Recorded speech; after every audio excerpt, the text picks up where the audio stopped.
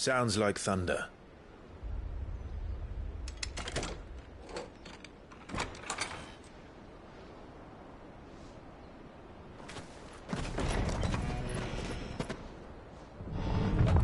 You're late. I was starting to think you'd stumbled off a cliff. I seem to recall that was you, Gav. Good to see you. Any trouble on the road? Nothing we couldn't handle. I knew you'd come.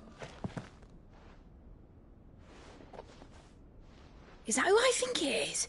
Yes. Allow me to introduce my brother, Joshua. Clive's told me all about you. Or even listening most of the time. Name's Midadol, but everyone calls me Mid. My lady. Eh?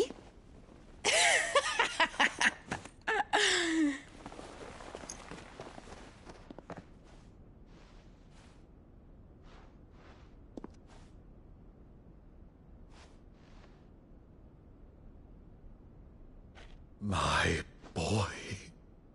Uncle Byron. It's really you.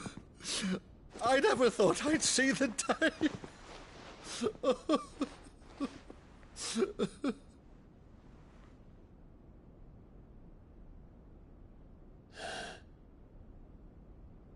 So these Akashic are being controlled? That's what it looked like. Empty eyes, eerie blue glow. No doubt they were turned, but silent as monks, every last one of them. Your man here speaks true, Clive. We saw more than a few in the city. They moved in ranks with a purpose, and not of their own. Ultima's doing. Perhaps. What of the city? The people?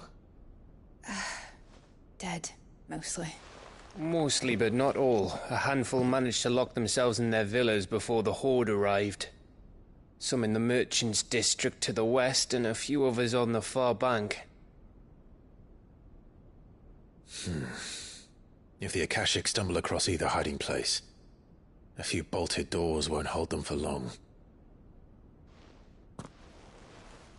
We need to find them. And quickly. What do you propose? We split into two parties.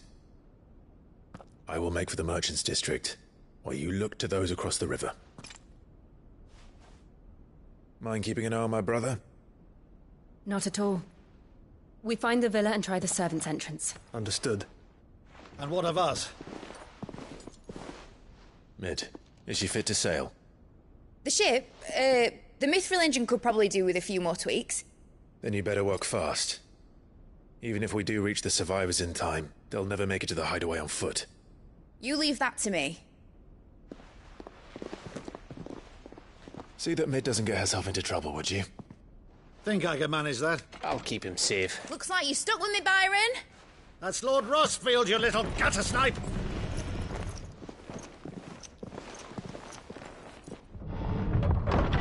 Shall we then? And you keep Clive safe. Be careful.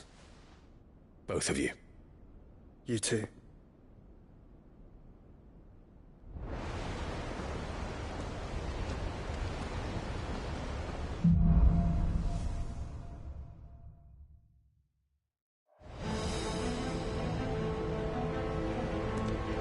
All right, Torgal. Let's find those survivors.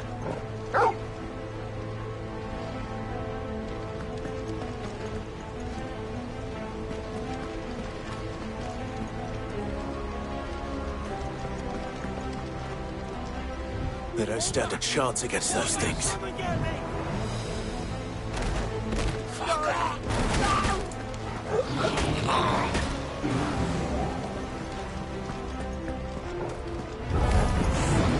They've been routed.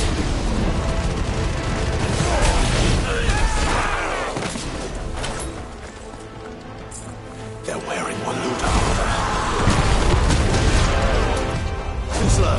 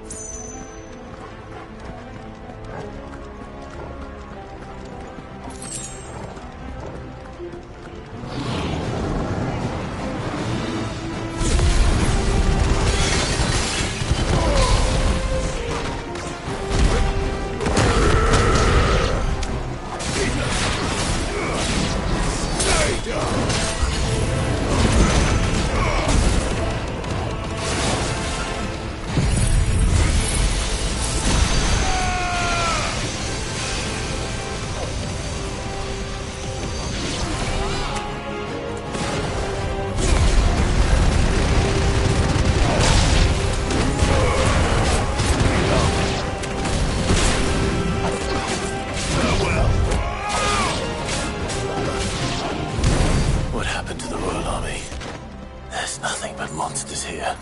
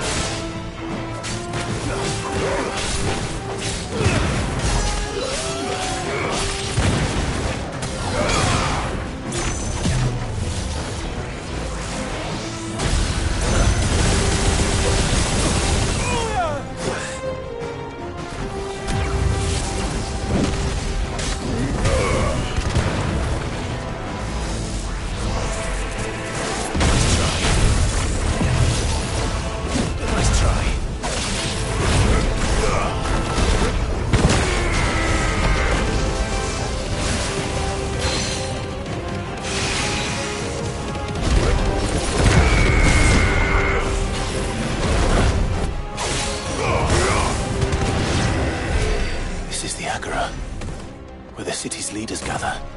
There may still be survivors inside.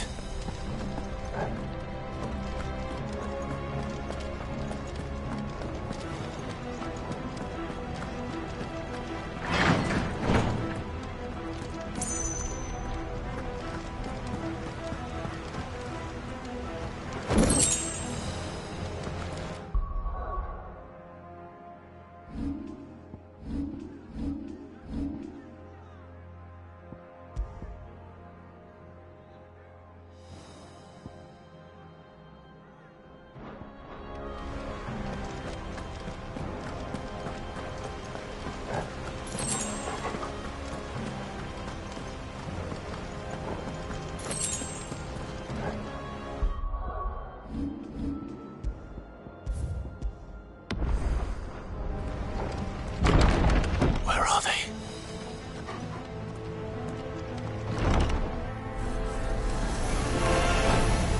These creatures. Does Ultima's reach extend this far? What the hell is going on here?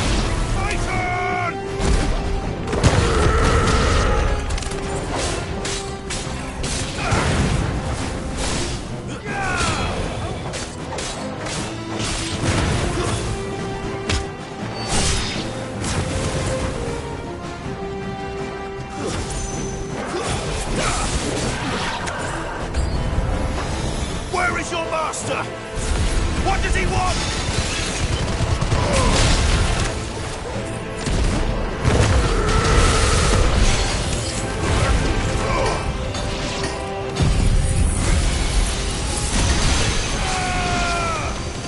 Farewell.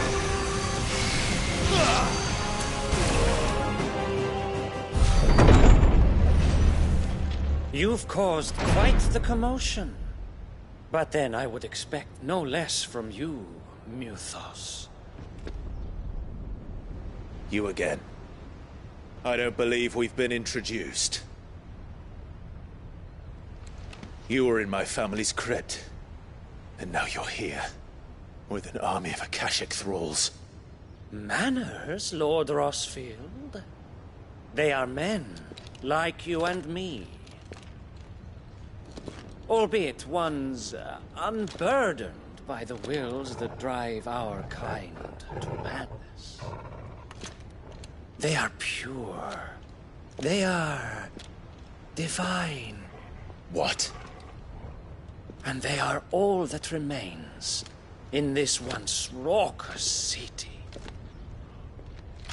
You'll pay for what you've done. As you wish. I confess I have been very much looking forward to this. Pardon me this indulgence, Your Majesty. The vessel shall not be spoiled.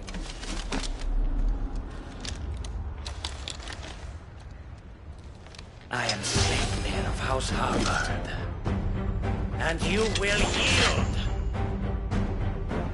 Or not. As long as you don't hold back.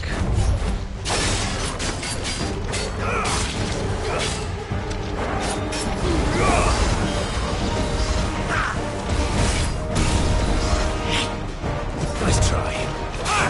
Too slow.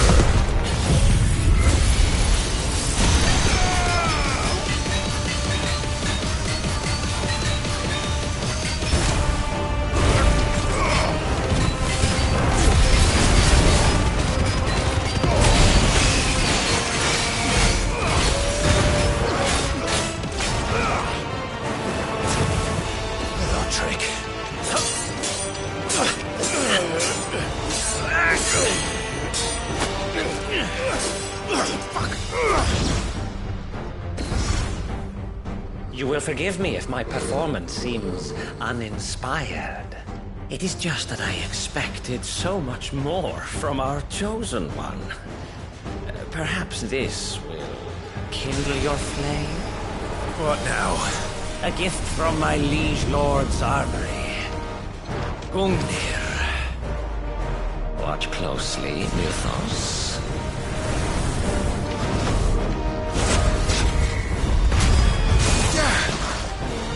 Yes!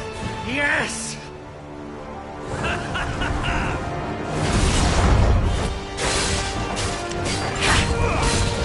Nice try.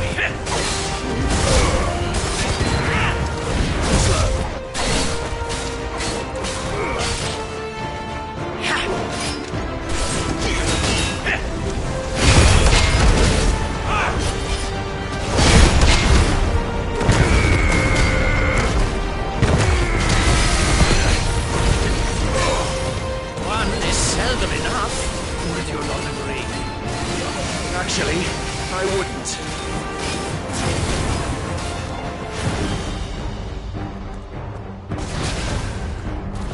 Nice try.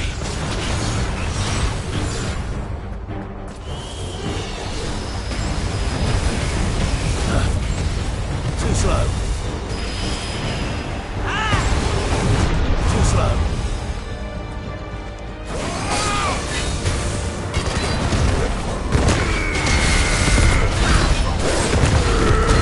Still my beating heart. Nice try. Well done, Toby. Too slow. Nice try.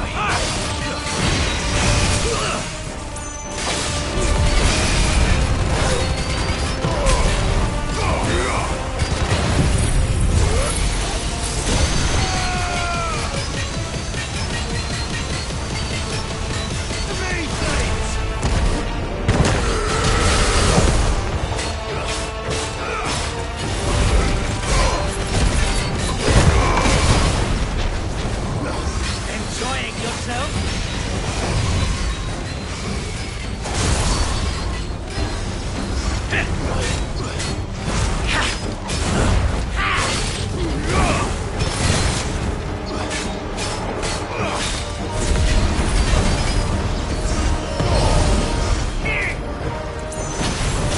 Nice try. More, Mythos! Give me more! More! More!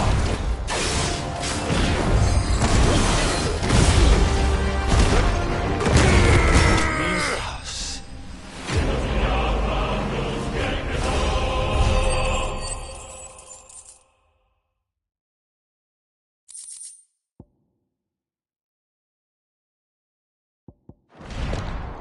The vessel is strong. My liege.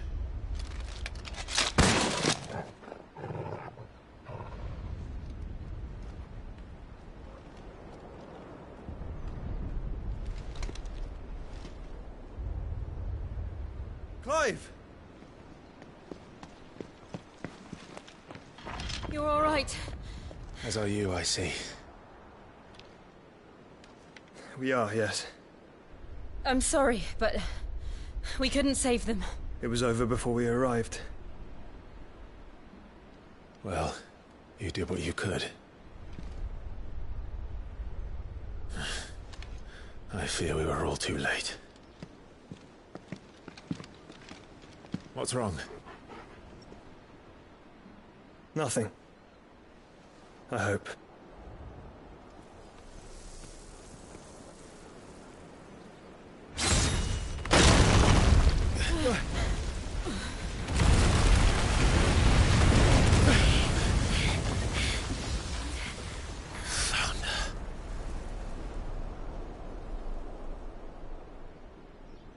Leaving so soon, Mythos? It's the king. Indeed. You may kneel before Barnabas Tharm, Warden of Ash and King of Walud. Get back.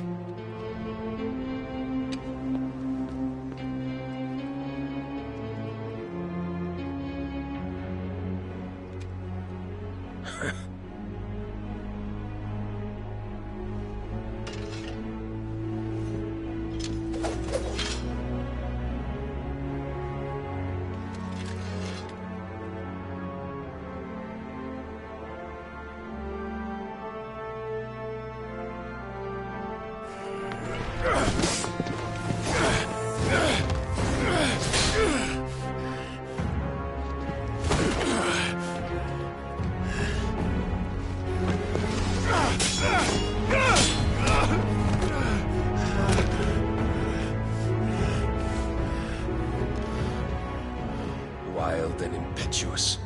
I expected more of the boy who bested my Lord Commander. Yet I see why my master covets you so. The power within you, Mythos. The potential.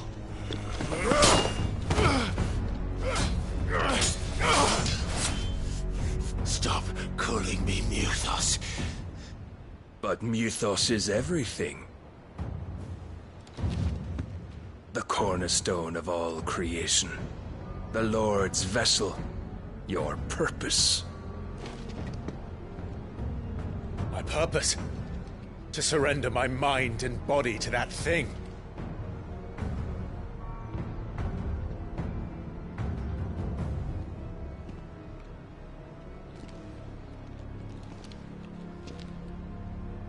No, Your Majesty. My purpose is my own. I made a promise to my friends, to my people. And nothing is going to stand in my way. You would allow this delusion of free will to bar your path to greatness? Truly, your volition is a cancer. One that must be excised.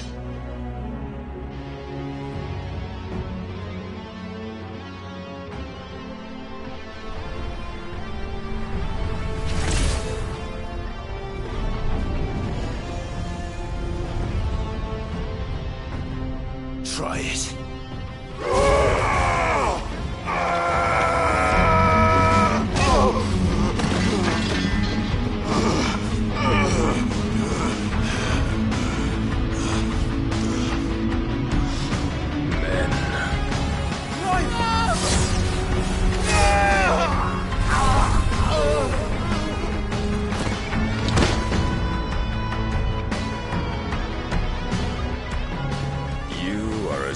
As all the rest. Joshua!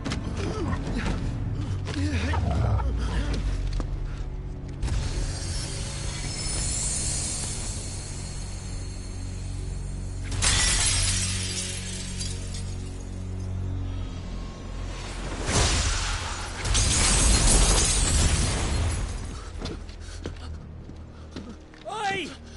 Oi! This way! Hurry!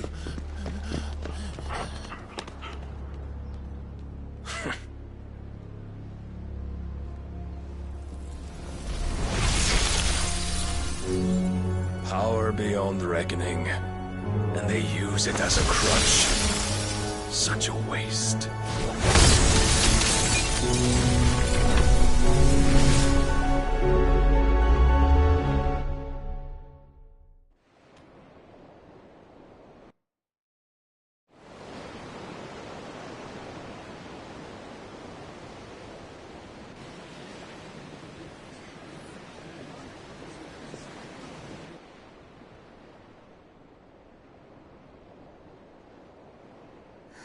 Will he be all right? The phoenix can mend flesh, but the spirit must recover on its own. I'm afraid the rest is up to him. This place is remarkable. Outfitting it must have been no small feat.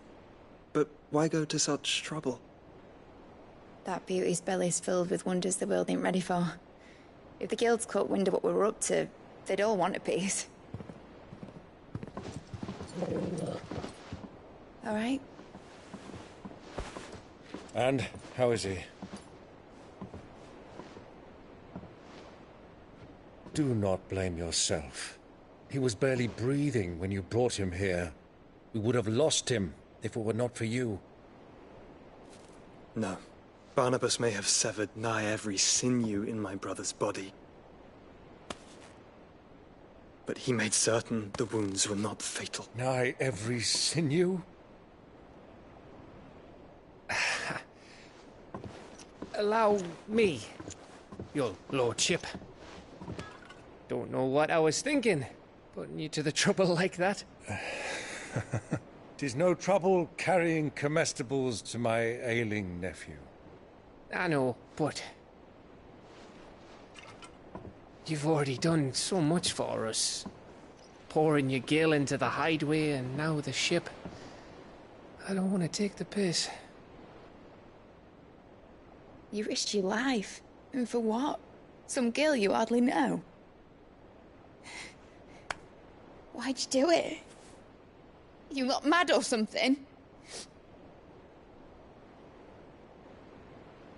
I wouldn't go that far. Clive! You're awake, my boy. Oh. All I want to do is help. And the world won't save itself. It was Sid. Your father, who taught me that. Sounds like him. Don't you dare do that again. What of the Royalists? Fucked off, the lot of them, along with the galleon. With the king on board, no doubt. Behind here, I wouldn't sail without him. Clive. Jill didn't come back. What do you mean? She kept the king busy while the others dragged you out. It's all right, Mid. Jill is fine. The ether of her icon endures. And as long as it does, we can be certain she is alive.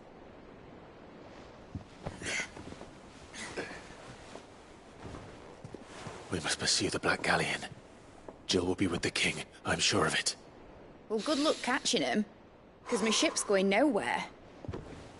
It's the Mithril engine. She's got a kick like a wild chocobo and a mind to tear the hull in half. But you have an idea. Well, of course I do. My dad'll have seen this coming a league off. If I had his old writings... If you had his old writings, you'd be sitting under a fuckload of rubble. The ones Otto didn't save anyway. I suppose he might still have a few pages in his stores. We'll have to hope it's enough. Do what you can to ready the ship. I'll speak with Otto. In your condition, you really are mad. Perhaps. But the world really won't save itself.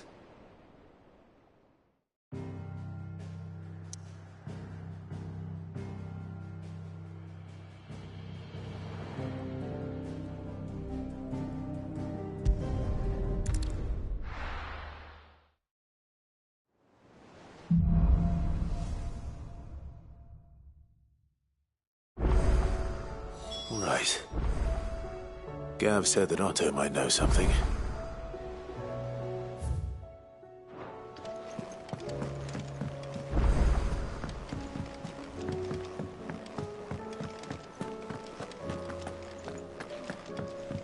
Which song should we listen to?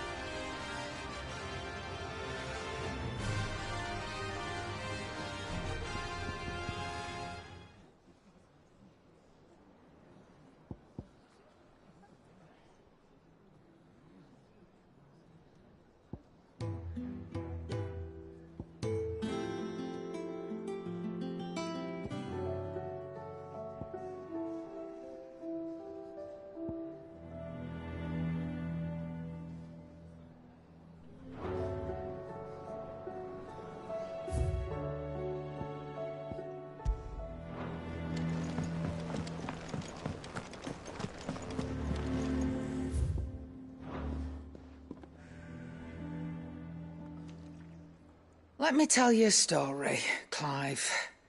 All right. Them rumours Wetlegs were spreading.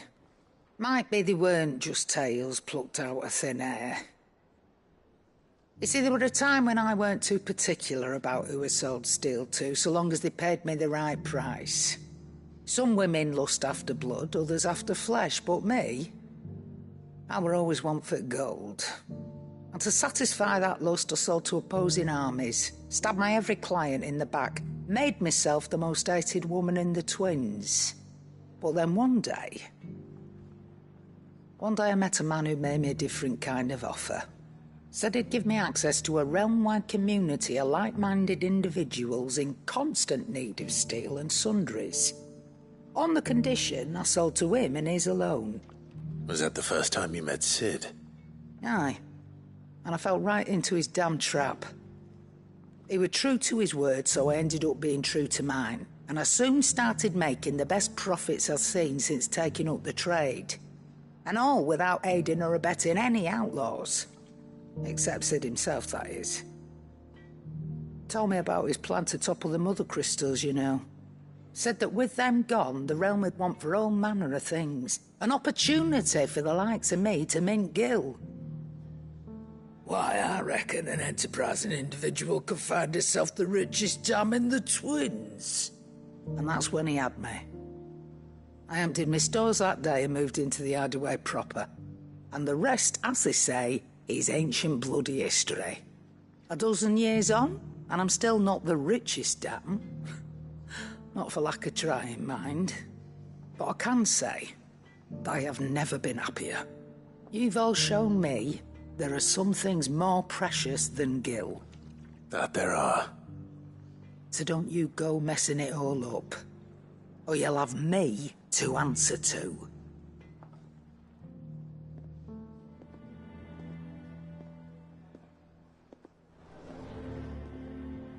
Clive, coin purse weighing you down?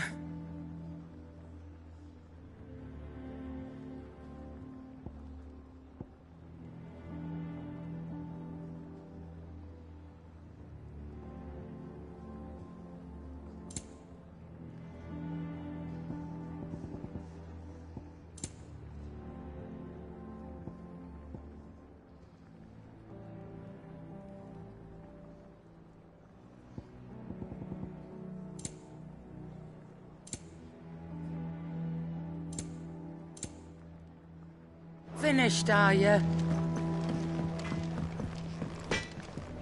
Yep. Well, thanks for it, dear.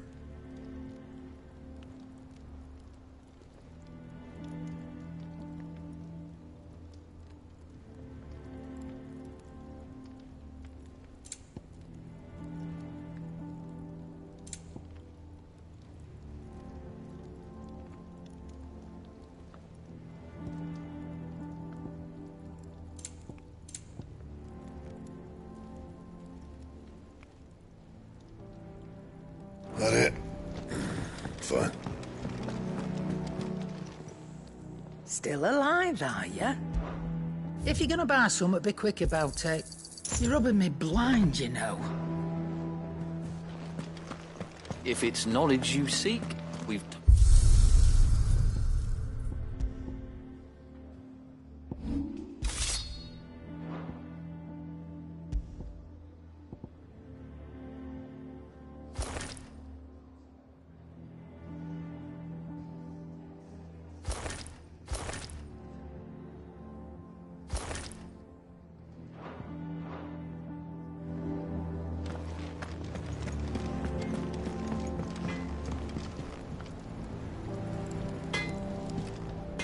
What do I owe the honor?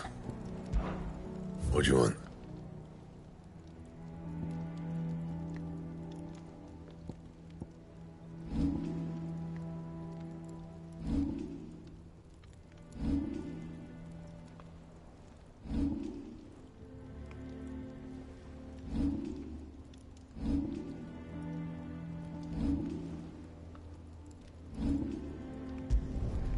Not bad, if I do say so myself.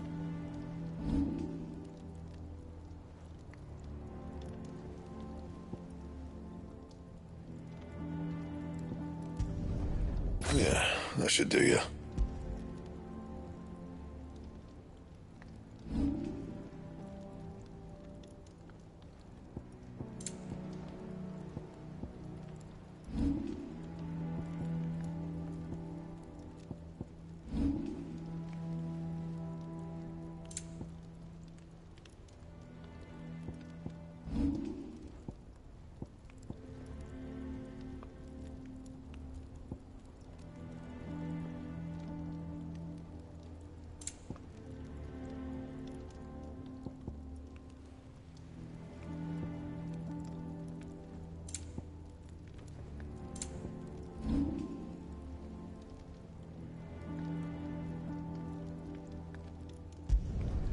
Not bad, if I do say so myself.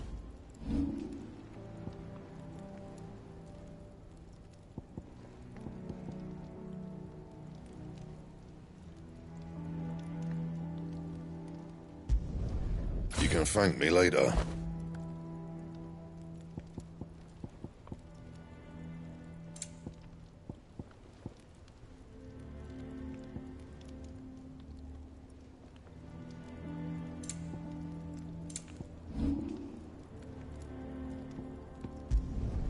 Should last you a good while.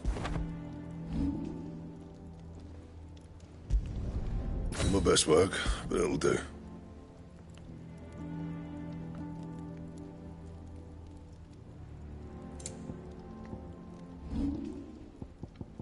Anything else?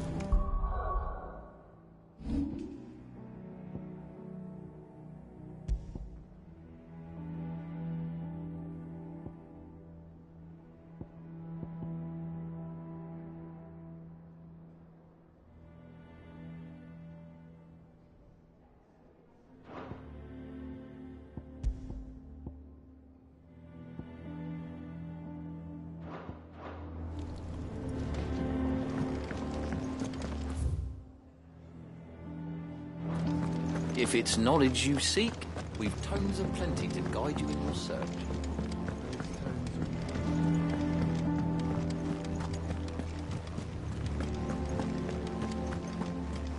Cole said it was an army of Akashic. What will happen to me? How are we supposed to do our duty when the hills are crawling with it?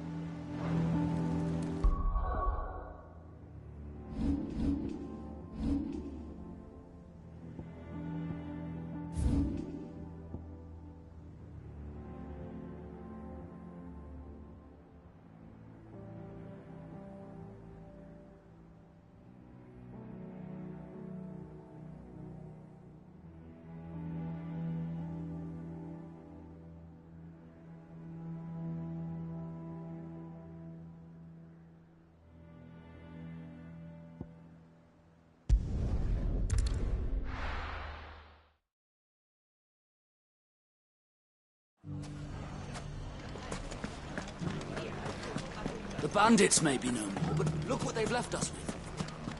We'll have a hard time, but... Mummy, are the bad men going to come back?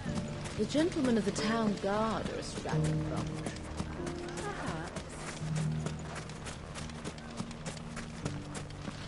Are you looking for something in particular?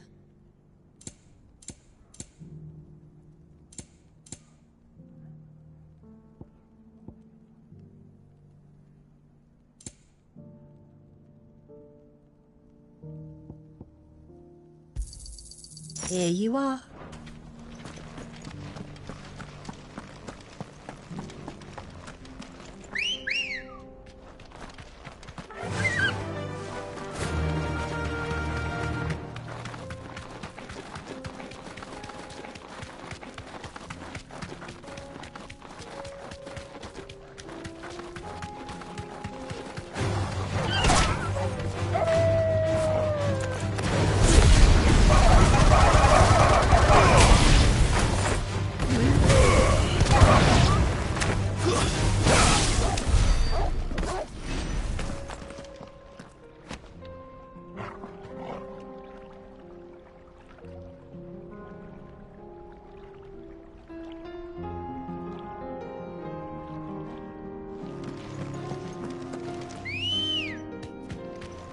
Let's go.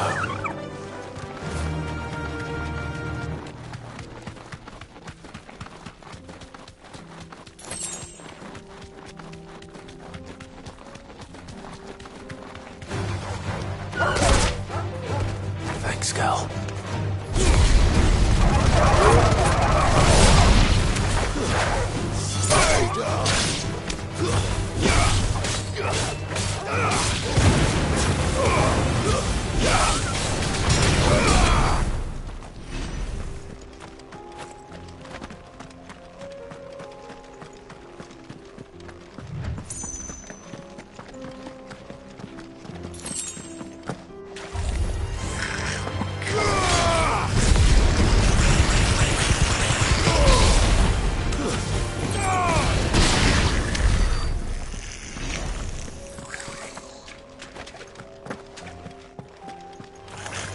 Time to fight.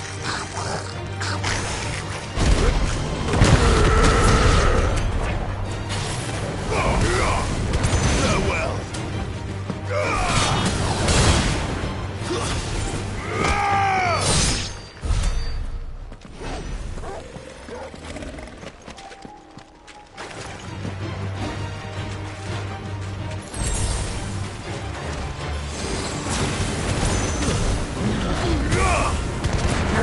Nice try.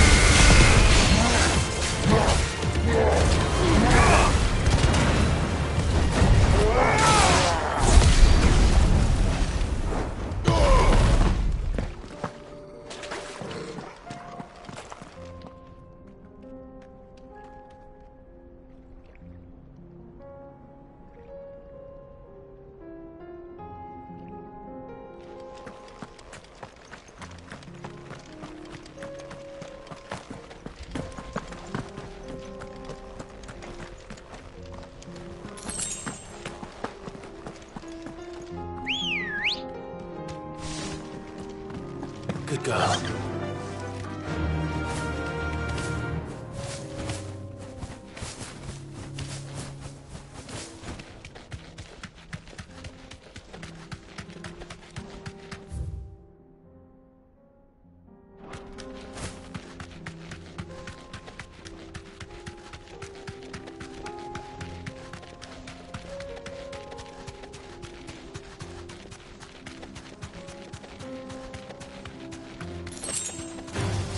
Don't get surrounded. Be safe.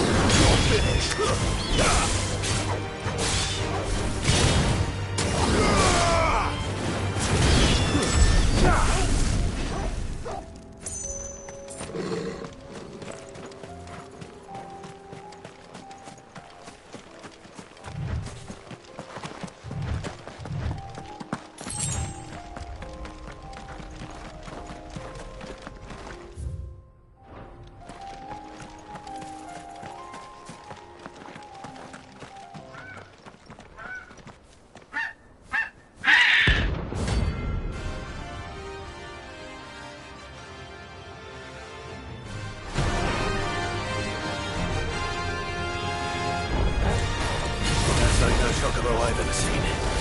Something tells me it won't be easily broken.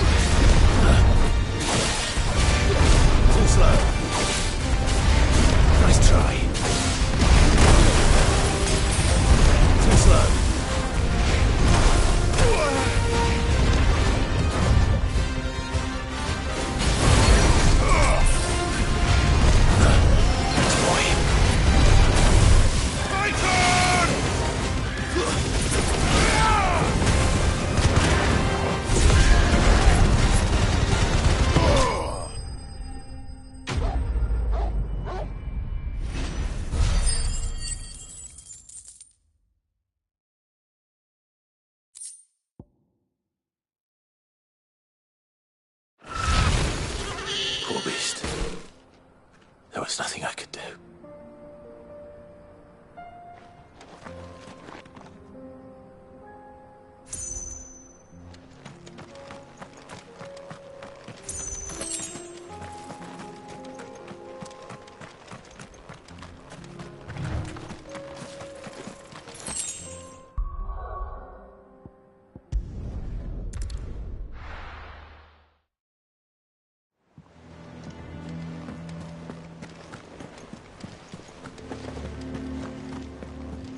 Cole said it was an army of Akashic. What will happen to me? How are we supposed to do our duty when the hills are crawling with Akashic and the valleys are full of... Oh, I wasn't expecting you back.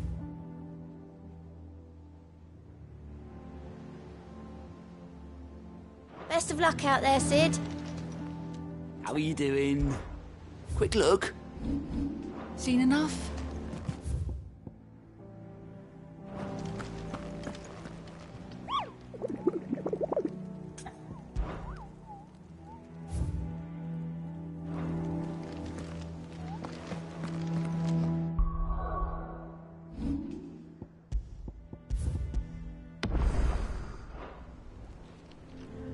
Clive?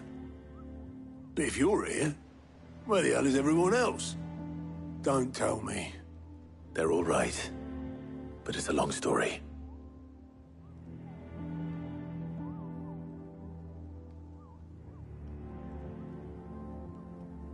You lot don't do things by halves, do you? Well, at least everyone's still breathing. Now, as for these writings, I'm sorry to say, Clive, but if you had those, you'd be... Sitting under a pile of rubble, I know. But we were able to save a few bits and pieces from the ruins, most of which ended up being used to build this place. The more personal items we gave to the next of kin. In the case of Sid's things, that would have been mid. Then I'll check the workshop.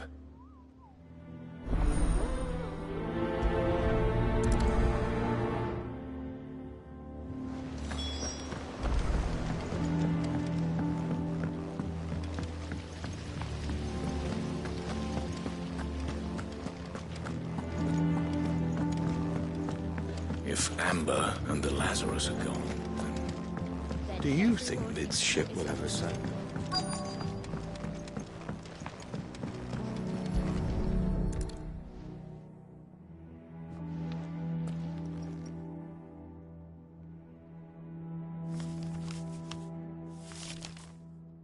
This looks like it's from Sid's old diary. But you'll already have read it. I'd better keep looking.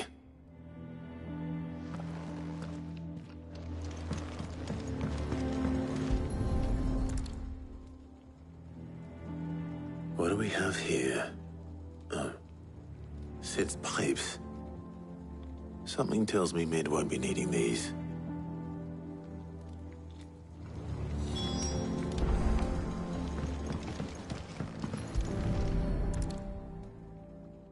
I remember seeing this doll in Sid's cellar. I wonder if it was Mid's.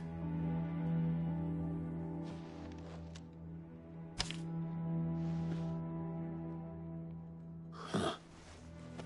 What's this tucked inside it?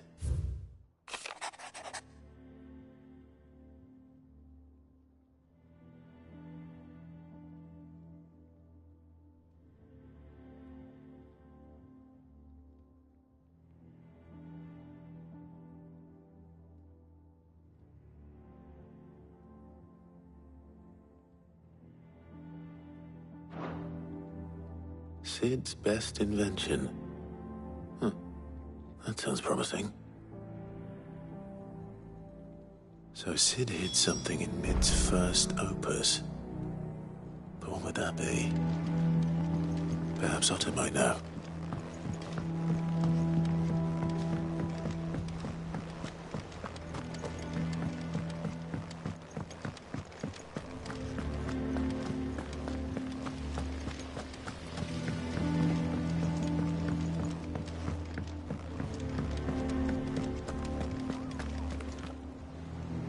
Well, did you find anything?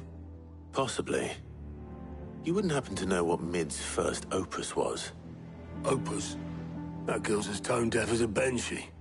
Unless you mean the orchestrion. She couldn't have been more than, what, 11, 12 when she cobbled that thing together? It surprised us all. Not least her dad. You should have seen how proud he was of the little scamp. What's that battered old box have to do with anything? I think Sid may have hidden something inside it. Wouldn't surprise me. Those two and their bloody treasure hunts. Half the things in the hideaway were hidden one time or another.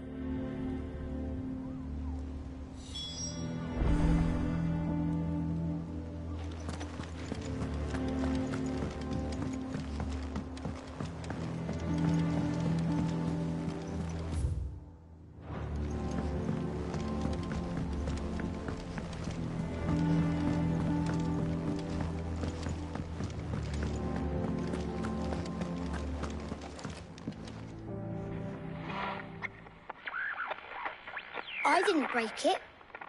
Well, I didn't break it. What didn't you break? Nothing. We didn't break nothing. And we definitely didn't break the orchestrion. What's wrong with it? It's broken. Except when it isn't.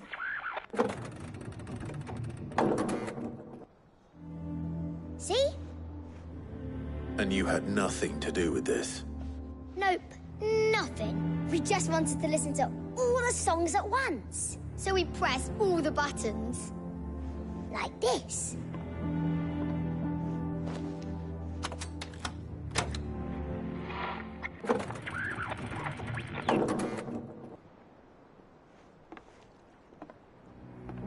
See? All too well. All right, out of the way.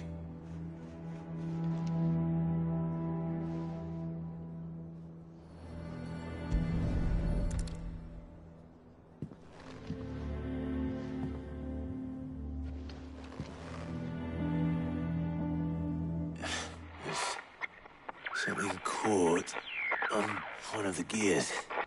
Did you break it? Can you fix it? No, I mean, yes. There. How about now? You fixed it! Sid fixed it! He more than fixed it! Yeah, new music! Huh. Never heard this one before. They started playing when I removed this. Whatever it is.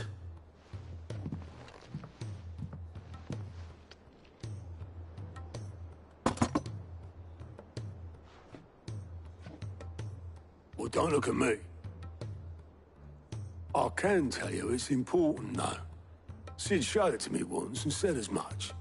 Said it was the stuff dreams were made of. Let's just hope it's the stuff ships are made of as well. Indeed. Let's see if we can make some dreams come true.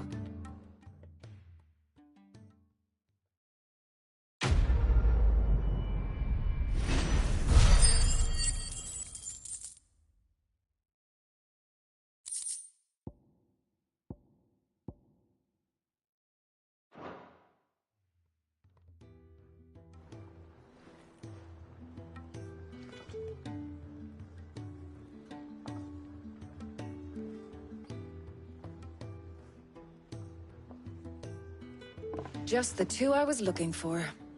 Aye. Lose a patient? Actually, yes. The Crown Prince just left. Dion left? Unless you've another word for stood up and walked off. Yes, left. He did have the decency to leave a message with Obelisk before commandeering one of his dinghies. Should we go after him? No. We're not the Prince's keepers. He's free to do as he sees fit. I'd rather he did so in bed. His wounds are nowhere near healed. Much like yours, I suspect. Otto told me what happened in Canver. What is it with this realm's princes and their aversion to rest? Ask me when I get back. Though I may be sometime. Then at least try to stay safe. And if that fails, try to stay alive, eh?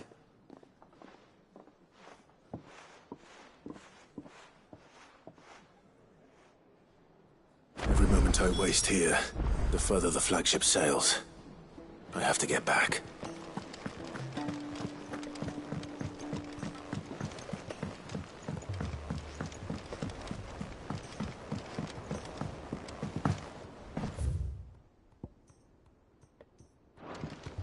Cole said it was an army of Akashic. What will happen to Mid and the others? They'll be fine as long as Sid is. How may I help you today, Clive?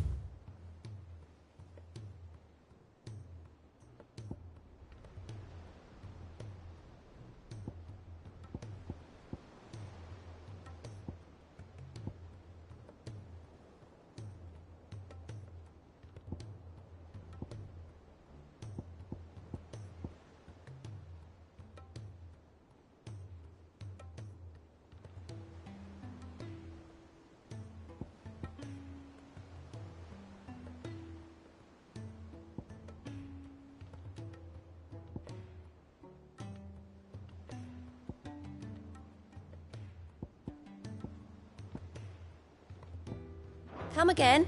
I may have more for you. All right, Clive. Blackthorn told me you helped him out again. Tough for that. Speaking of which, I'm actually a bit, Worried about him. And you want my advice? afraid so. It's a bit of a funny one, this, but I saved this posh knob while I was out on a mission, and he gave me this flashy ring to say thank you. So, obviously, I show it to Blackthorn, thinking he'll be impressed, only for him to go white as a sheet and quiet as a curl instead. Try as I might, I can't for the life of me work out what could have got him upset like that.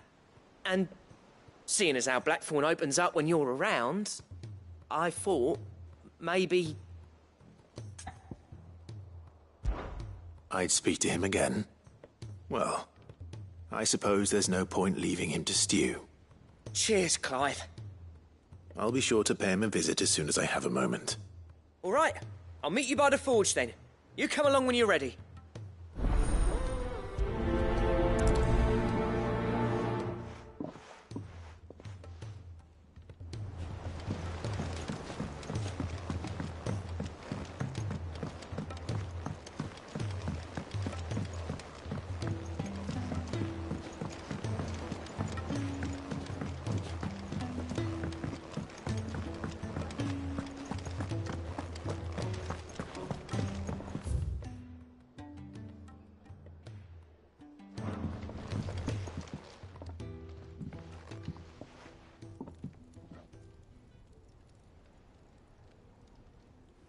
Bloody hell, Clive. Not this again. Oh, ain't you got better things to do with your time? That remains to be seen. August tells me he showed you a ring, and that the sight of it clearly upset you. Would you mind telling us why? Come on, mate. Bottling it up ain't gonna help no one. If it weren't the ring, and it was something I said, then I'm sorry. It was the ring, right? It brought back some unhappy memories, that's all. Memories better left forgotten. Memories of what? There are things we'd all rather leave behind, Blackthorn. But sometimes it helps to talk about them. And sometimes it doesn't. Is that so hard to understand? Don't be like that. Fine.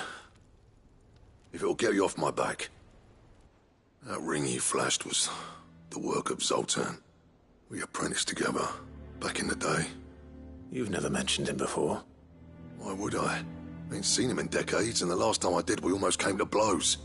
The ring brought it all back. I could tell it was one of his the moment I saw it. Bastard's improved, though. More than I thought possible. That thing's a work of art. So it was a nice ring.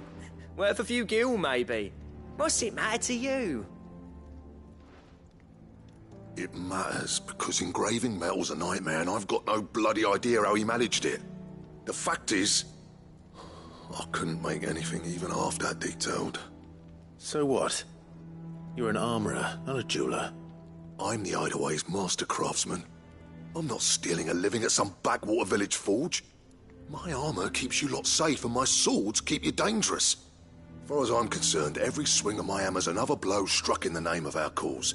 So I put my heart and soul into my work.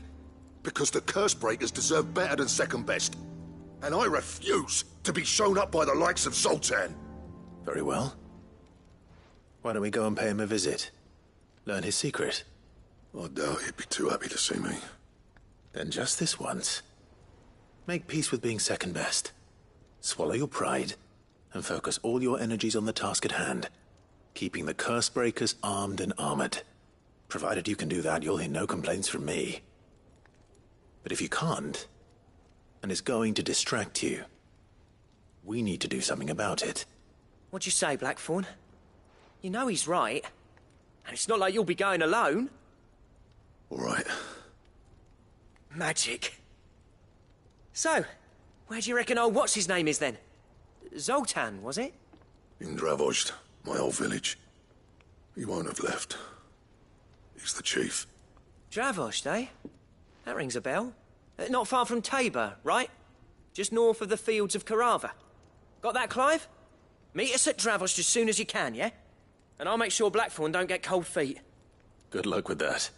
I'll see you there.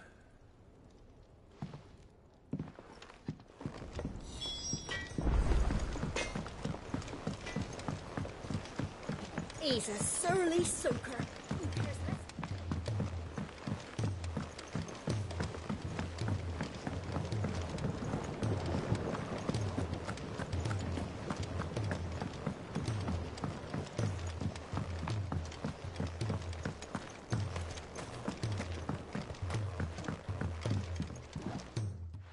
Sid, do you recall the flowers I had you bring back to the yard?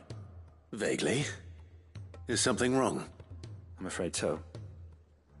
I was able to get most of the Morganbeards to take root, but they rarely flower. I fear the soil here does not agree with them. However, I believe I have a solution. I can't wait to hear it. I'm going to marry the Morganbeards with Morbles. I know, but hear me out. Morbles are possessed of a highly choleric temperament. The fire which drives them appears to be maintained by an abundance of nutrient-rich ether drawn from their environs. I believe that by grafting a Morble vine to a Morganbeard, the appendage's wealth of vigor-inducing nutrients might well stimulate the flower to bloom. The endeavor, I assure you, is scientifically sound. I simply need a vine to prove the theory.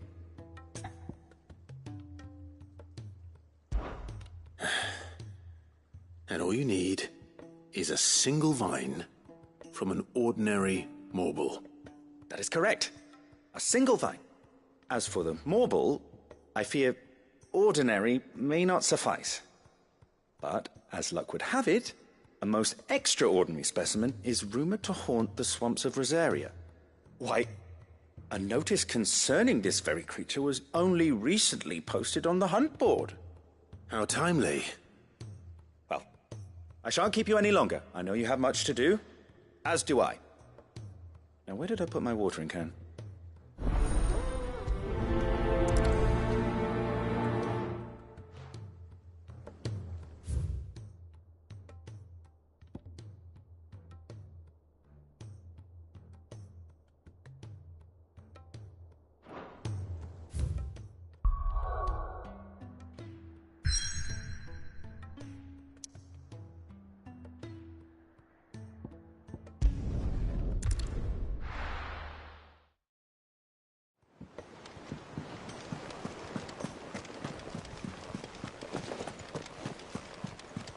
Cole said it was an army of Akashic. What will happen to Mid and the others?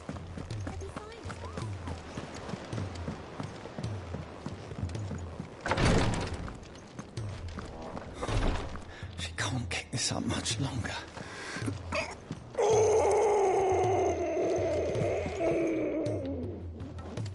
Breathe. It'll all be over soon. Glory to Griga. There you are.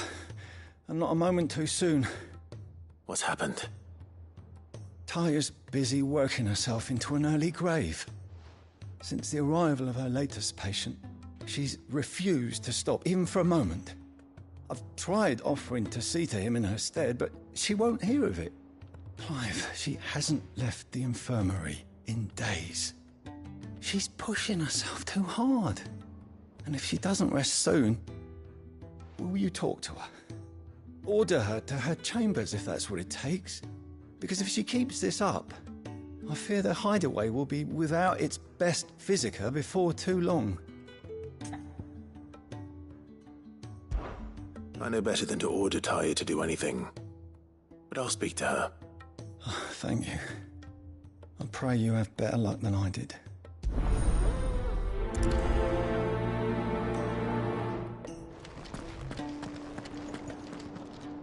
Well, Taya, Rodriguez worried about you. And if what he says is true, then so am I. We all admire your dedication, but you do need to rest. I will, when it's time. Until then, I'm staying put. We owe him that much. Who is he? Someone from my past. Someone who doesn't deserve to die alone. It won't be much longer. The crystal's curse has almost finished its work. If I had the tears, I could ease his passing. But without them, we've nothing that will touch the agony of those last few hours. How would tears help this man? Not my tears. Tears of mercy. Alicia, it's the only thing strong enough. You wouldn't, Taya. Surely. There must be something we can do for him. Sometimes an easy death is the greatest kindness we can offer. You do well to remember that, Rodriguez. I will. We have all the ingredients we need for Alicia Balwam. It needs to be fresh, though, so we rarely have much to hand. I can make the draft if you can bring me what we're missing. Just tell me what you need. There is a species of venom-weeping spider that lives in the forests of Norvent, near Lorbert's Pass. Bring me one of their eyes. Preserve it as best you can, but avoid contact with the tears. I'll make sure the other ingredients are ready before you return.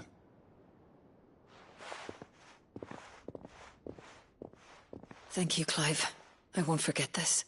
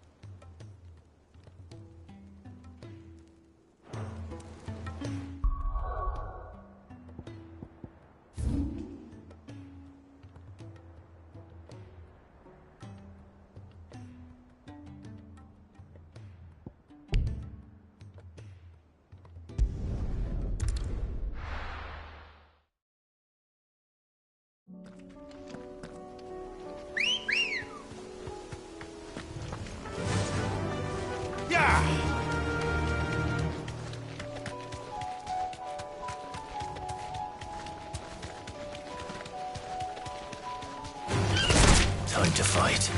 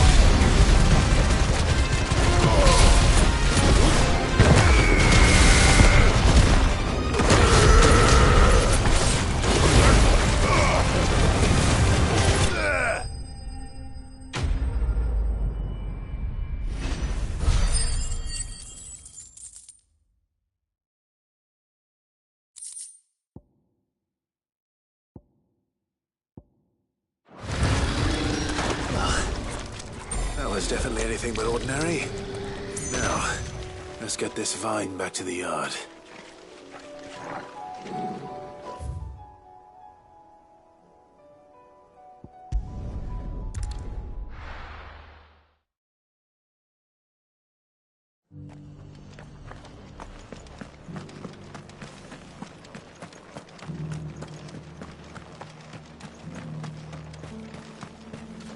What are you after?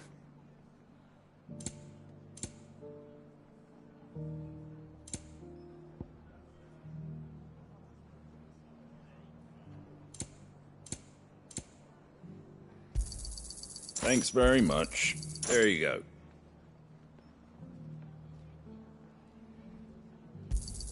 Thanks very much. That all, is it?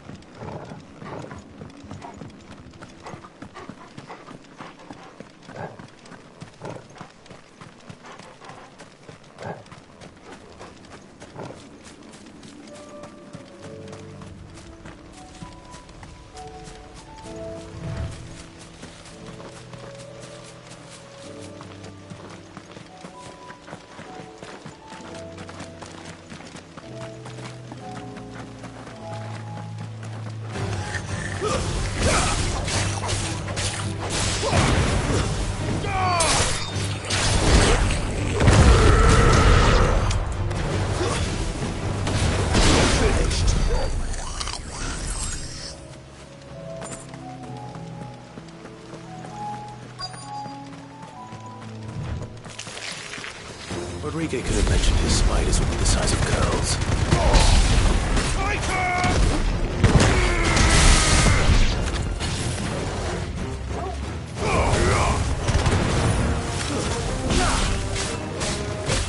Nice try.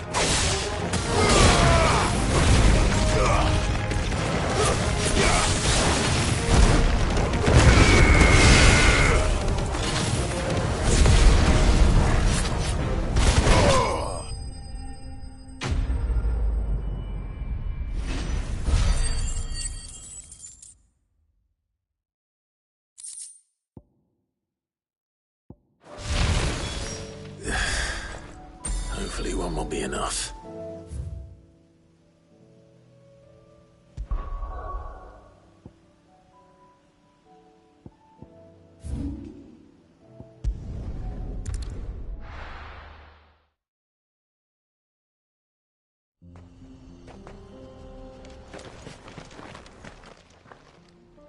Kicked out already? No. This charmer ain't letting anyone through. Why are the gates closed? Chief's orders. No one's allowed in without his say-so. Not that I'd have let you in anyway. You look like trouble. I suggest you go home. That's what I'm trying to do, you little prick. Ain't changed a bit, have you, Snotty? No. It isn't. Blackthorn. Long time no see, eh? What the hell are you doing here? Well, it was meant to be a surprise, but since you are so nicely, I'm here to see Zoltan, you fucking numbskull. Now let us through. All right. Just don't go starting anything with the chief. Yeah, I promise I won't throw the first punch. That good enough for you?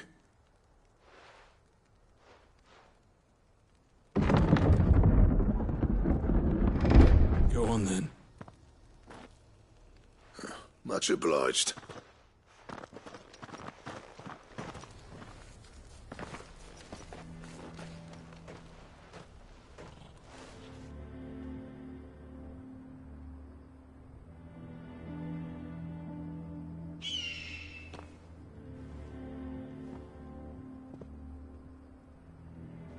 So this is Dravozd.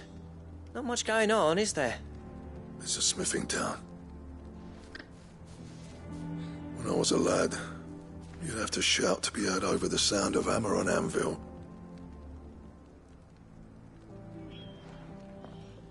Clive, you're good with people. You speak to Sultan. Hey, you ain't backing out now, are you? There's a river of bad blood between me and the chief. But if someone can build me a bridge, then I'll cross it. All right. I'll see what I can do.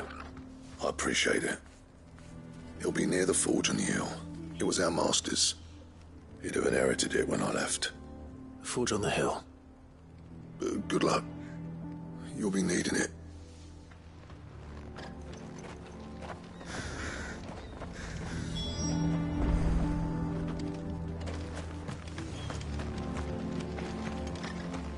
But if we can't fire the forges, how are we going to earn our keep? Shut your hole. The chief will think of something.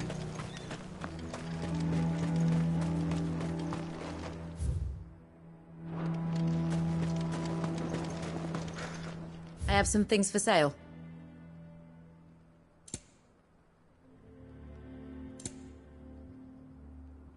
Farewell, traveller.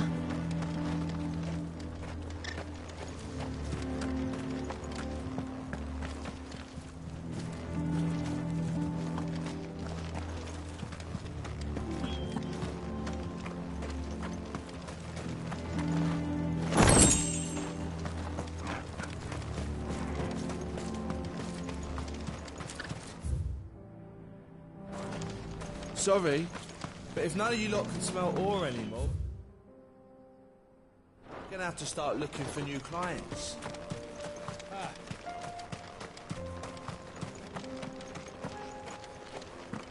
What's the point of mining this shit if no one can use it?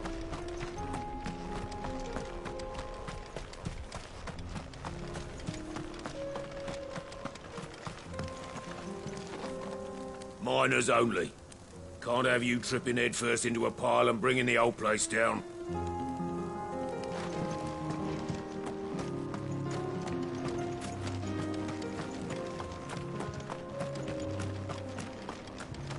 The sky sucked up all the ether or something. Would explain why nothing bloody works down here.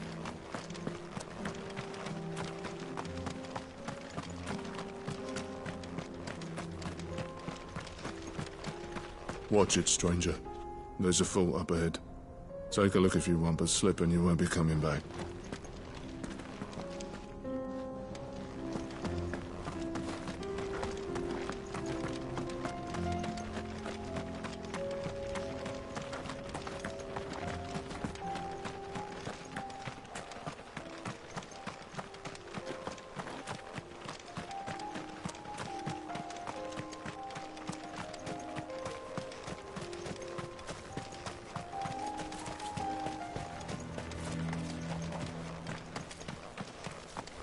Never in all my long years have things been as bad as they are now. Without magic to feed the furnaces, we're doomed. The chief doesn't seem to think so. Isn't there anything we can do to help? It doesn't seem fair, the menfolk having to deal with all this on their own. I've started putting peas and pulses in a pot, but they fill the same hole for a fraction of the price of meat.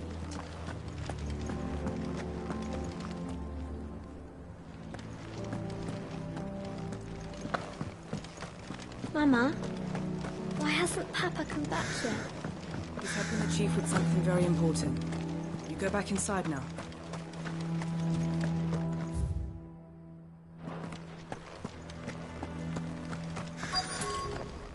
Should be enough to last us a few moons, at least.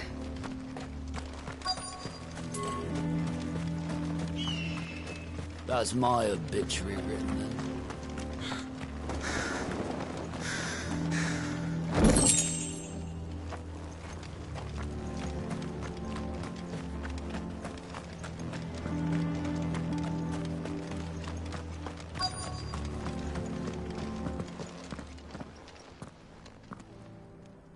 Hotter! Hotter, damn it! Those miserable flames wouldn't melt butter, let alone iron. Pardon the intrusion. I'm looking for the chief. That'd be me. It's a pleasure to meet you. I'll bet it is. Keep the gates closed, I tell him. Well done, Snotty. You're not welcome here. Get out. Before things turn nasty. Blackthorn's here. What did you say? He's traveled a long way to see you. Yes, has he? He's waiting. Down by the gates. Then I suggest you take him with you when you leave. Didn't you apprentice together? So what if we did? Fuck! We're getting nowhere! These bearers' flames are next to bloody useless! We're never going to be able to fire up the forges unless we can find some new crystals. I'm a busy man, as you can see, so do me a favor and piss off. Oh, and if you're struggling to find your way out, ask Blackthorn. That prick knows exactly where the exit is. He's not wanted here. And neither are you. All right. I'm going.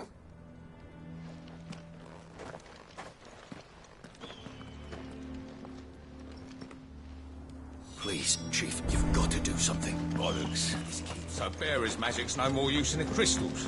It's no use. The flames just aren't hot enough. Do it at once.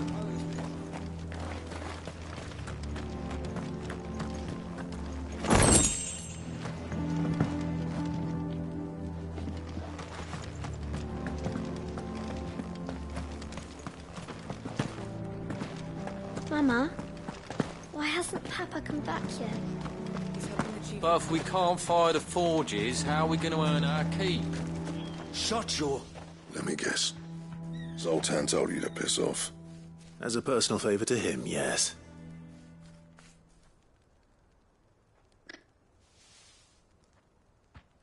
Well, at least he didn't beat about the bush.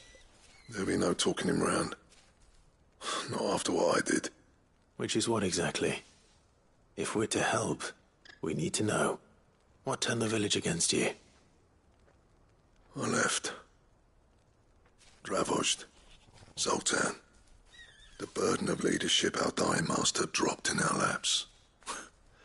All of it. There are two kinds of smiths in this world, you see.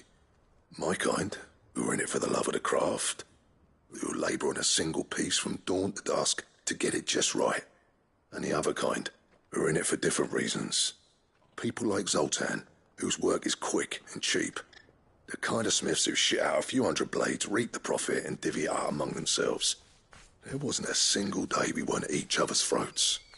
And bit by bit, people started taking sides. You would have torn Dravost in half had it gone on. So, I left. You didn't have to do that. Zoltan's a better chief than I would have been. His way of doing things kept food on people's tables. Dravost prospered without me and my lofty ideals getting in the road. Until the crystals run out at any rate. Without magic to fire the furnaces, this place is as good as dead. It depends on how you look at it, though. There's got to be other ways of making fire. We manage it in the Deadlands. Thanks to Sid's ingenuity, yeah. He saw all of this coming. Knew crystals were the problem, not the solution. And spent years coming up with ways of doing without. You know what I mean, though, right? Where there's a will, there's a way. What I'm trying to say is that it's not your fault. You couldn't have predicted this. It doesn't matter whose fault it is. I don't want to be the greatest smith alive just because I happen to be the last. Clive. Dravost won't last long without its furnaces. So, do you think it's time we shared Sid's bellows with the world? The way I see it, it's your decision to make. Hold on, Blackthorn. Sid made those things for us. They give us an edge over the rest. And you'd be throwing it away. All right. Do it. This place was your home. I won't abandon it to its fate. Sid's creations were never meant to be hoarded. It was only ever a matter of time before we shared them. Let this be another step on the road to freeing Valisthea from the prison of the Crystal's blessing. Dravost will show the world that it's possible. Wouldn't you agree, August? When you put it that way, of course. It's like hearing Sid speak from beyond the grave. Thank you, Clive. Shall I go and fetch the plans, then? I know I'm off by heart. I'll be needing some help, though. Building a furnace isn't exactly a one-man job. Do us a favour and round up anyone strong enough to lug a brick or two, would you, August? All right, then. And I've got a job for you too, Clive. Finding me some salamander skin. I need leather for the bellows and nothing else will withstand the heat. Luckily for us, salamanders feed out in the fields of Carava. Time for a spot of hunting, men.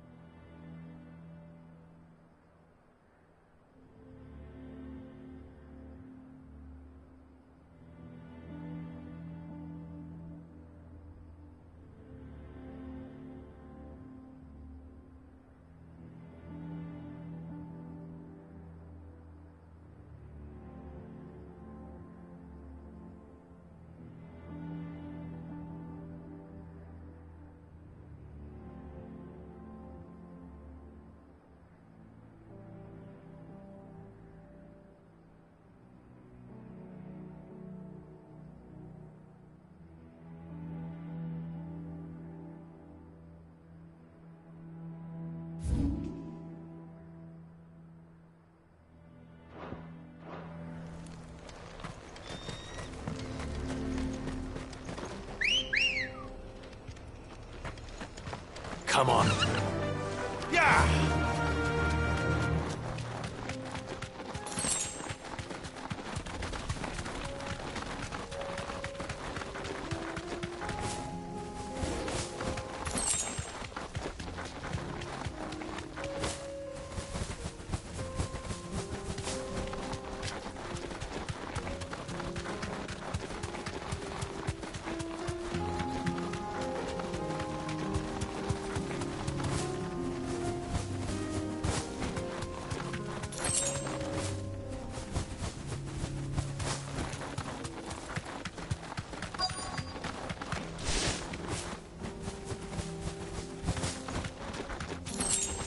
Let's make this quick, shall we?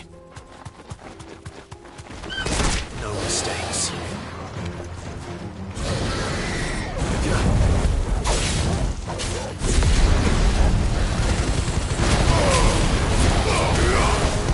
Too slow.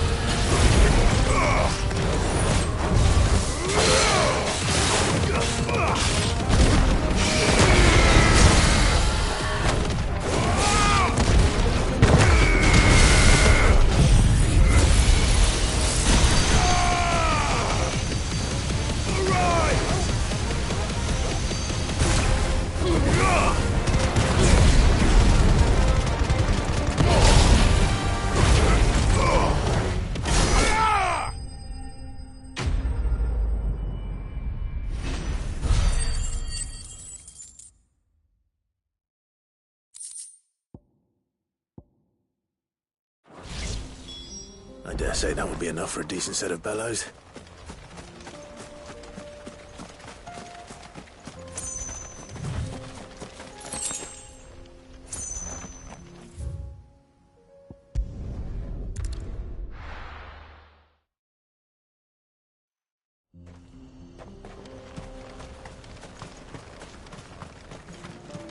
What's this all about, then?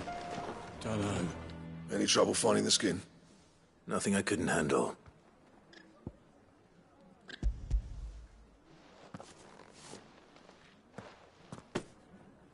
There should be plenty. Right then, time to put these louds to work.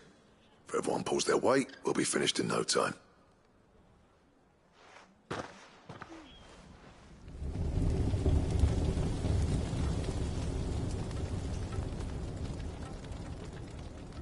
Well, I'll be damned. I honestly didn't think it'd work. But it's hot enough, all right. And without a single crystal in sight. You know what this means, don't you? I do, yeah. Dravost is saved.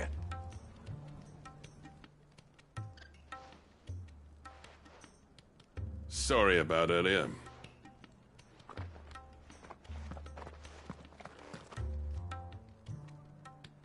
I take back everything I said.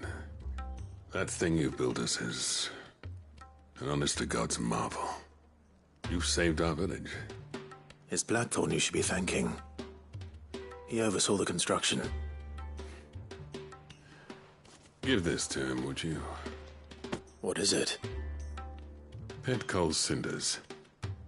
After he left, I spent years trying to eke the most out of our forges. That there was my answer. Chuck it in the fire, and your forge will burn hotter for longer, which will do wonders for your steel. Our secret for yours. Only fair. I've always envied Blackthorn. Since the day I became chief, I spent every spare moment trying to match up to the bastard. No amount of sleepless nights at the anvil will ever bridge that gap, though. He's a genius. Plain and simple. The man Dravost needed. But he took all his talent and left. Gifted and free. Is it any wonder I hate his guts? The cinders would mean more coming from you. I need to forgive him first. And that's not gonna happen.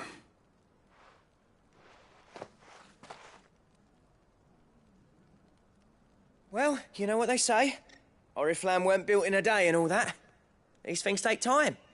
Especially when they involve two geezers who hold grudges tighter than their hammers. But what matters is, Blackthorn's got that twinkle back in his eye. And I'd call that a job well done. So would I. I reckon he's going to be at it a while yet, though, so why don't you head off without us? I'll see that the old git gets home safe and sound. See that you both do. I'll save the cinders till then. All right. It'll be a nice little surprise for him.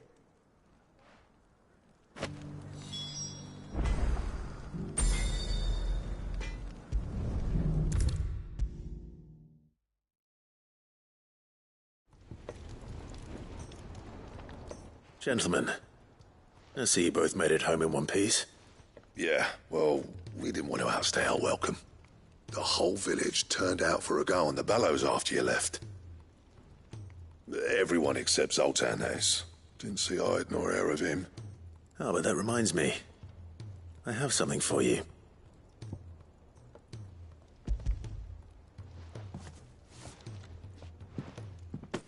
Pico Cinder. How'd you come by this?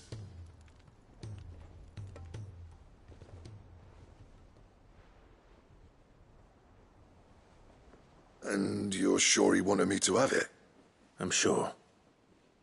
He didn't say so, but I think he wants to forgive you. Huh. Imagine that. Yeah. You know I could never leave this place, don't you? Every time you put on mail, you and the curse breakers are trusting me with your lives. There's no greater honor for a smith than that. I'm not about to go crawling back to Zoltan for forgiveness. but I will make good use of his cinder. And if that helps save even a single life, then he'll have my gratitude. What was it you said he called me? Huh? A genius? And he spent sleepless night trying to copy me, did he? Sounds like I better get to work. I've got a reputation to uphold. It's good to see you back on form, Blackthorn. I don't know how you pair put up with me sometimes, but I'm grateful all the same. Now, where was I? Oh yeah, about to put Zoltan back in his place.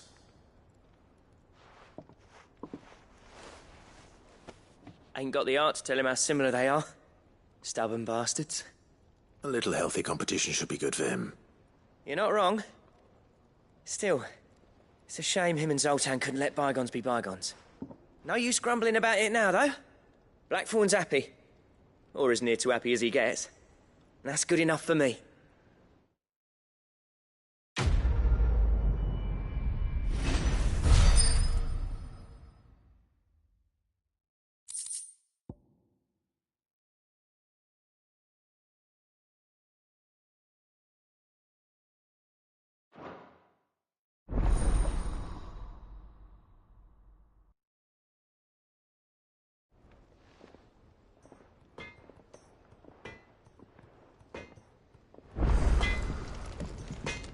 To what do I owe the honour?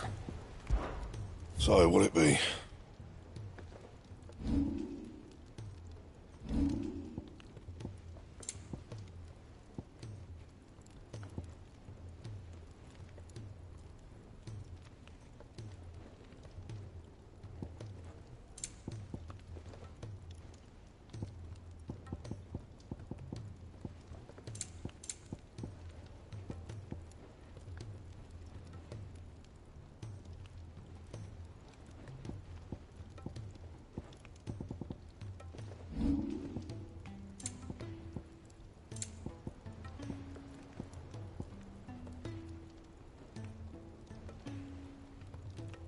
Anything else?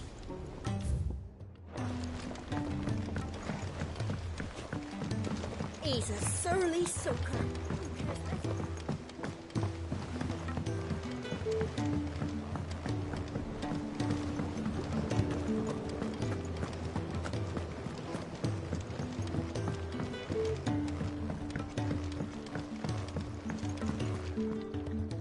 Sid, I can't help but notice that your satchel is twitching in a most violent manner.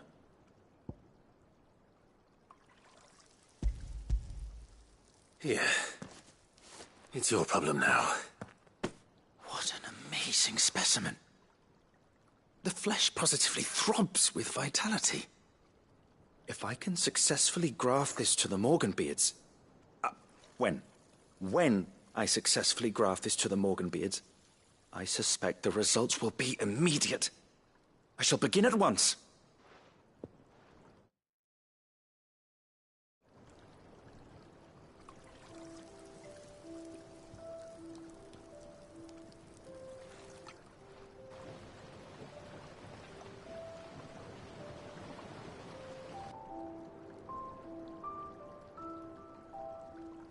It is just as I hoped.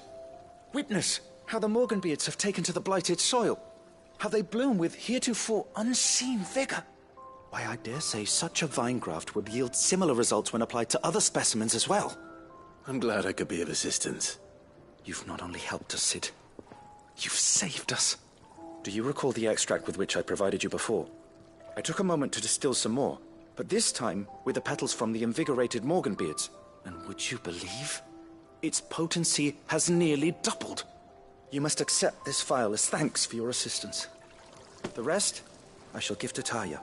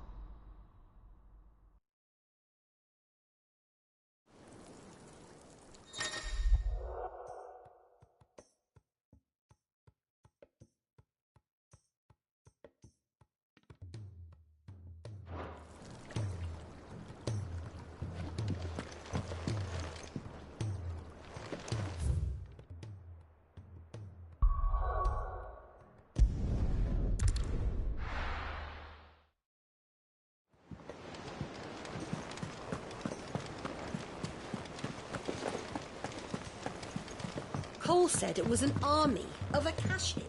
What will happen to Mid and the others?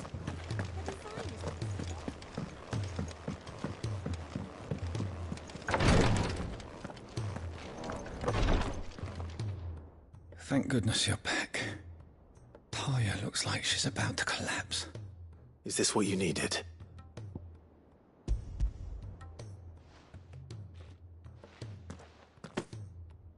Yes, it is. Thank you, Clive. I'm loath to give a patient Alicia, but Taya's right. Sometimes it's all we can do. A single dose dulls even the most agonizing pain, and all other sensation with it. It may be a gentle way to die, but it is death nonetheless. I wish there was another way.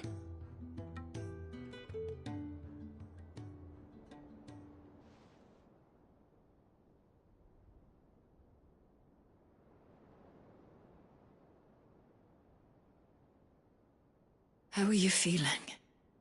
Light, mid here. Drifting on waves. Good. Just relax. Let the waves carry you to a better place. Thank you, Taya. I'm so proud of you.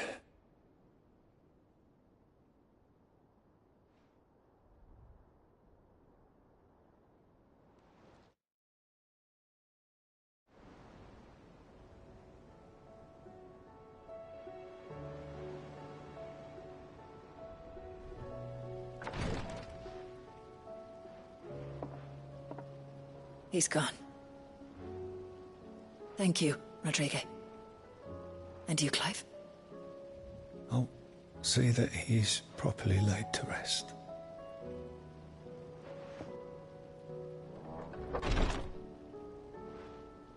The man you helped today was my mentor, back in the Southern Isles, on the front lines of some meaningless war. I was still a child when they shipped me to their triage tents, to treat the wounded with my gift. But in such blighted lands, I was next to useless. Until he taught me the true physicker's art, that is. An art we would be lost without. Tears of mercy were his gift to the bearers of the world. A respite from the agony of the curse's end. And a kindness Sid would have approved of. You know as well as I what life is like for a bearer soldier. Marched from one battle to the next, never knowing which might be your last. A commander may care nothing for the bearer spent in his service, but my mentor's gift gave the dying one fleeting moment of tranquility before the end. I've no tears left, Clive. I've seen too many of my friends taken. Something needs to change. And we need to be the ones to change it. And we will. I promise. I hope so.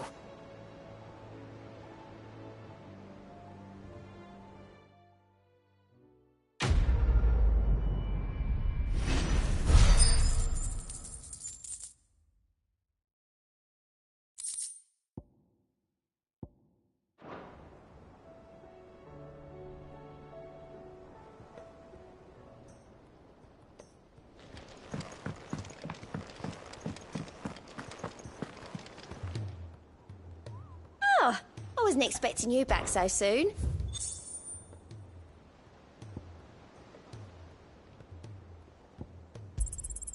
You earned this.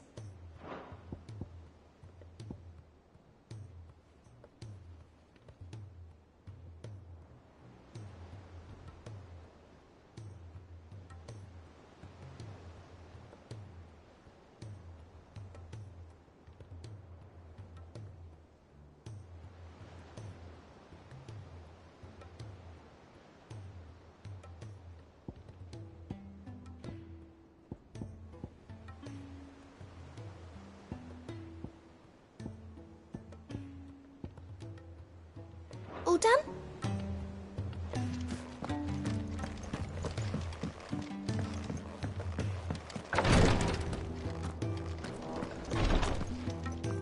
Clive, I wanted to give you something for the kindness you showed my mentor. What's this? A chest of all the medicines you're ever likely to need. Seeing as you're so reluctant to come to the infirmary, I thought you might as well take a part of the infirmary with you. I'm sure it will be very helpful indeed. And Taya, try not to work too hard. And work Rodrigue all the harder, you mean? He's a quick study, but he's got a long way to go yet. I'll take that particular piece of advice when you heed it yourself, thank you very much. Besides, who else is going to see that your brother takes his medicine? Who indeed?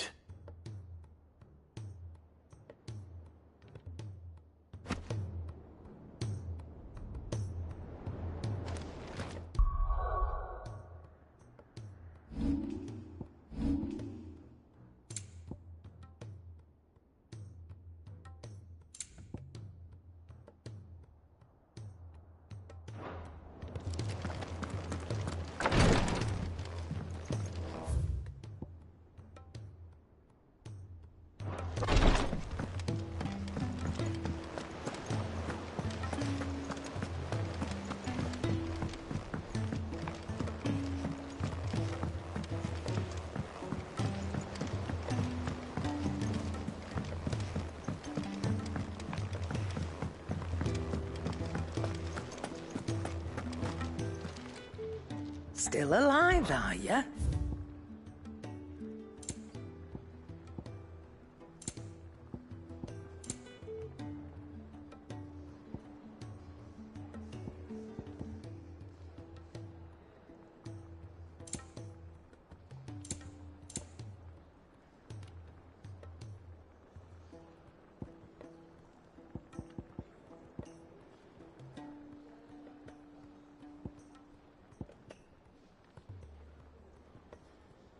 Finished, are you?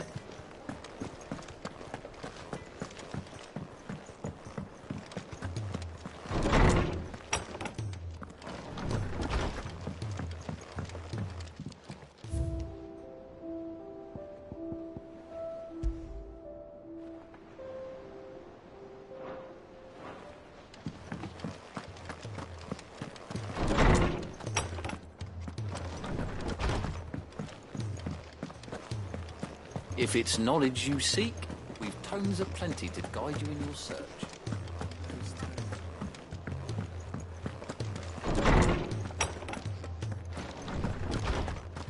Let me help. I know my letters. I was wondering when next you'd visit. I have a few new notes that might interest you.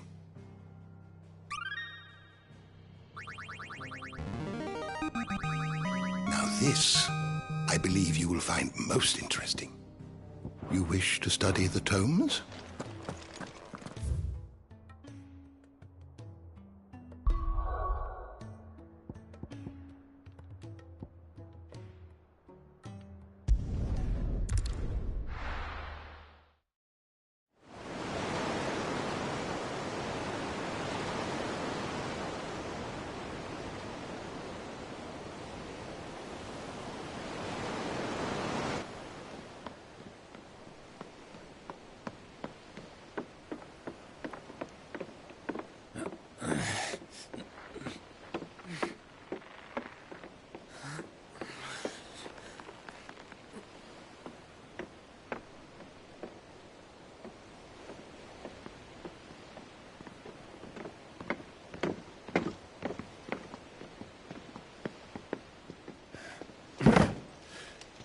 I were right, Clive. My dad had it all worked out. He'd be proud of you, Mid. His writings may have helped, but this achievement is all yours. Can we catch them? The Ainayar's one of the largest, fastest vessels ever built. And it won't help she has the wind at her back. Any other ship would be hard-pressed to keep pace with her, let alone reel her in. But this isn't any other ship. This is the Enterprise! And the world's never seen anything like my dad's engine. It certainly hasn't.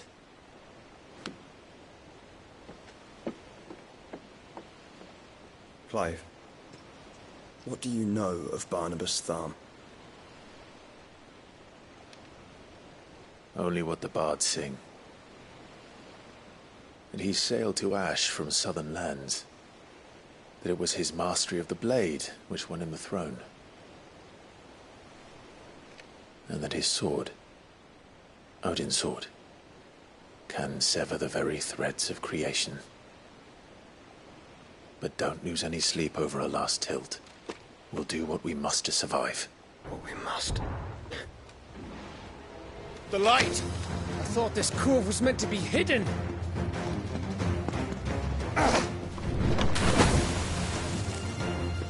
Mid! Company! Eh? We'll hold them off until the ship is ready. But hurry! Bollocks! All hands! Man your stations!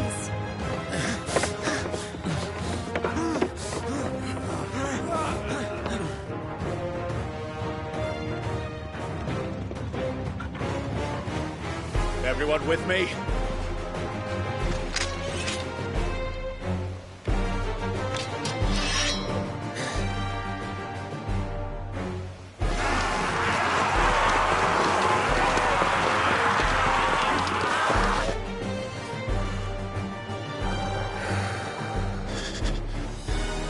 Here they come!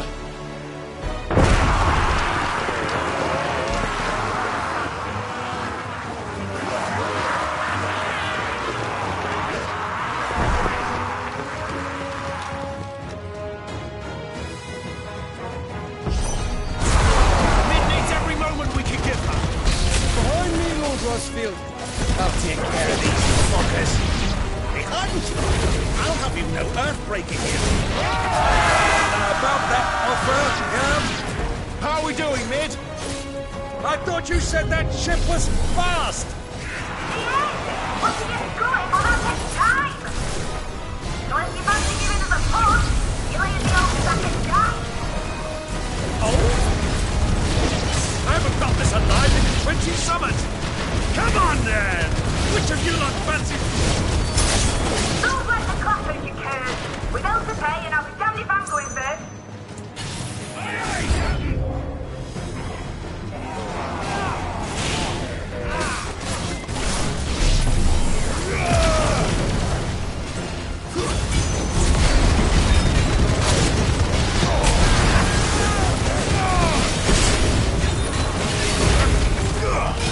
Nice try.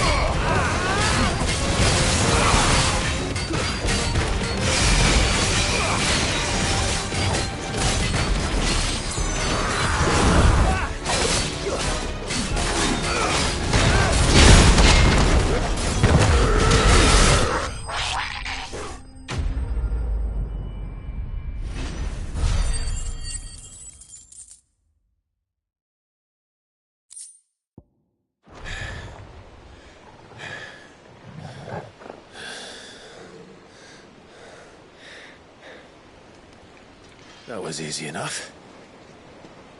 All right, you lousy lot. Get your asses on board. She's ready to sail. You heard the captain?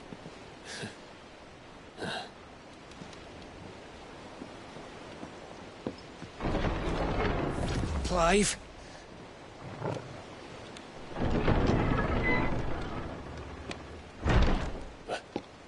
But I thought he was... Confounded. Then it is as I feared. Sleipnir is no man, but a creation of Odin.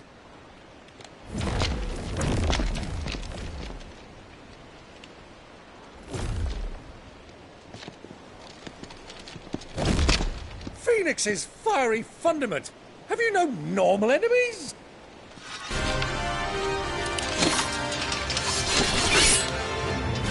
Up for another round? Of course we are. Right, Lord Rossfield? A boy, there was a time people called me the Executioner. Or was it my axe? No matter, heads will roll all the same. Mate! New plan! You leave! We follow! Follow? Swimming, are you? Oh, bugger me! Weigh anchor! Engine's dead slow ahead!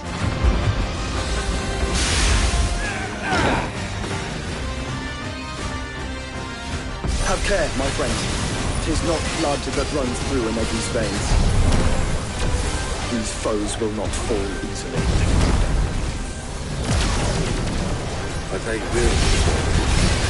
Like oaks before a woodman's axe. Good thing I brought one! How long are we meant to keep this up? As long as it takes. Unless you have a better idea. Well, I've already killed at least 5 of the bastards.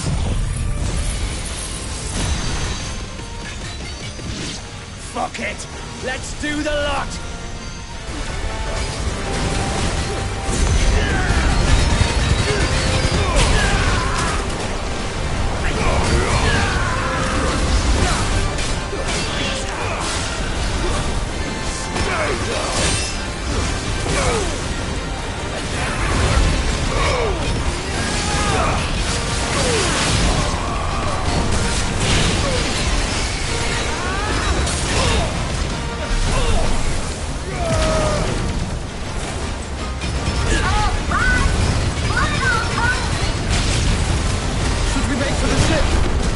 Not yet.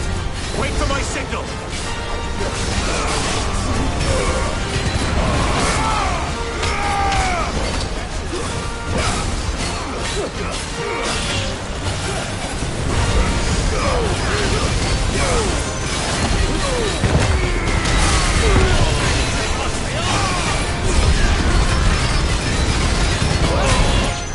In your own time, Clive!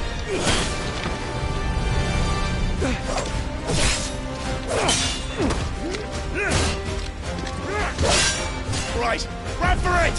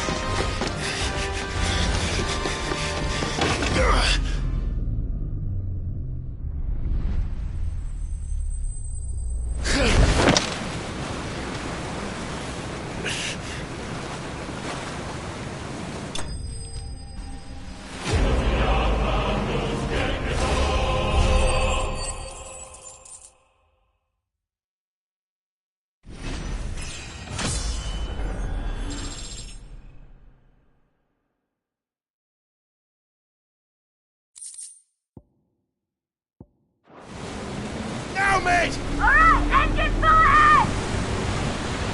And hold on tight!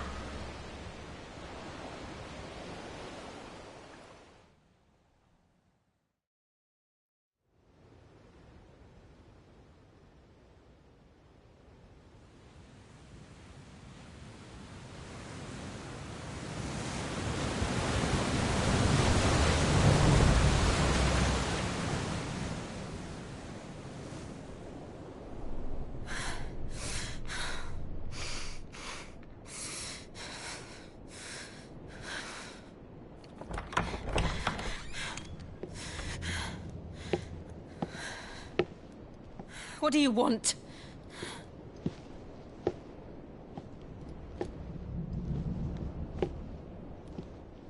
That's quite a mess you've made.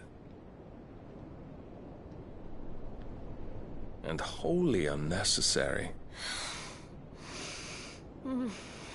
You are my offering to Mythos. I would not see you damaged.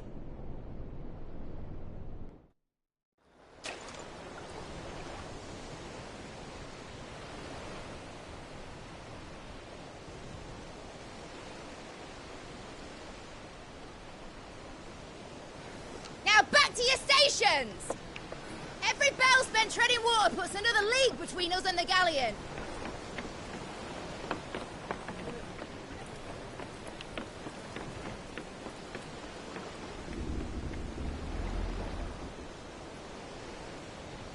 I don't suppose Mid has a spare engine?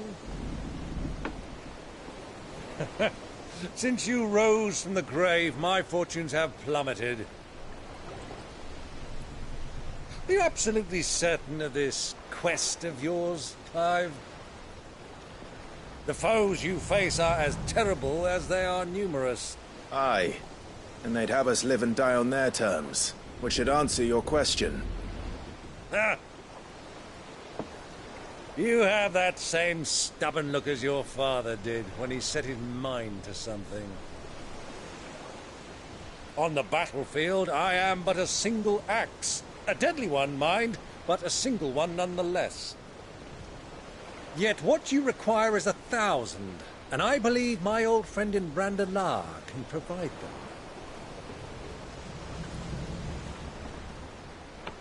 Take care, Clive.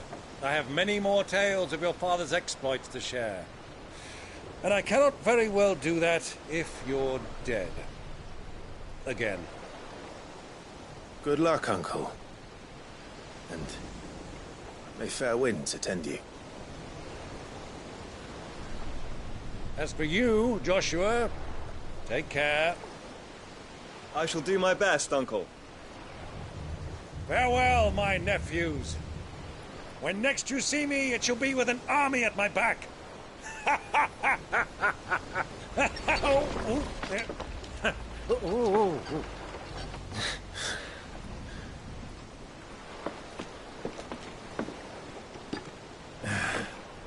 Cheerio!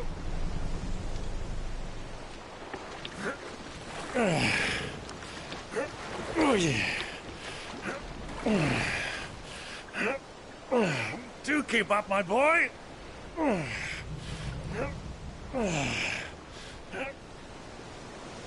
Well, we can't have him showing us up now, can we?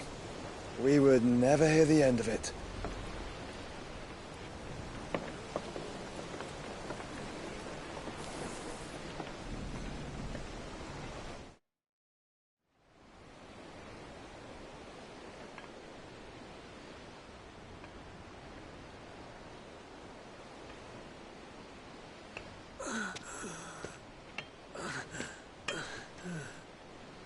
Greek have mercy.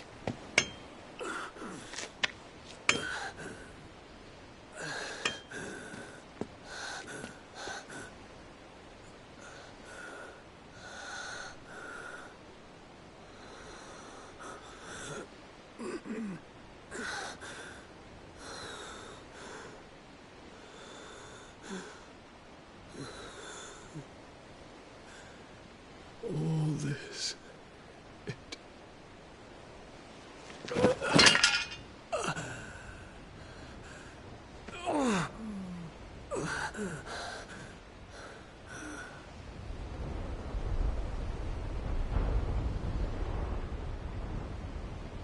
What have I done?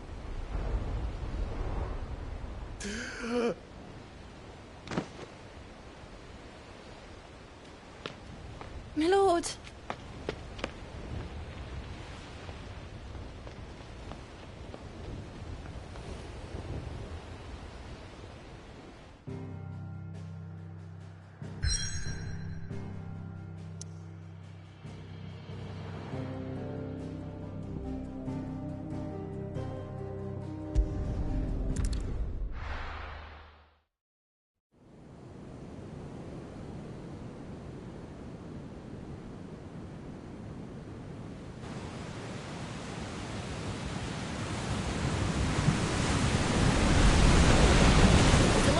Between here and Waloed, but any ship heading north has to round Zemeckis and put through the Narrow. maintain our current bearing north-northeast, and we'll catch the Black Galleon before she vanishes again. What's to prevent her from circling around Ash from the south? With these winds in those waters, it'd taken forever and a fortnight to reach Stonehenge. Mid knows what she's talking about, Clive. Better than any of us lot, anyway. I say we do as she tells. Sails on the horizon. She's ours.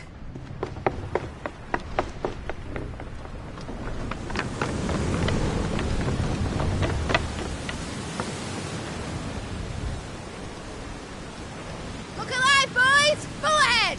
And keep those furnaces fed! Aye, aye! Do you feel that? Jill. All hands! Battle stations!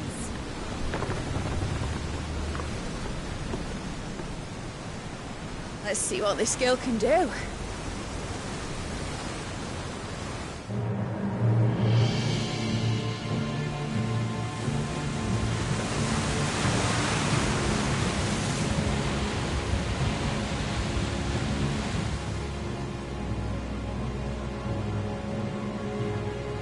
Where one leads, so does the other follow.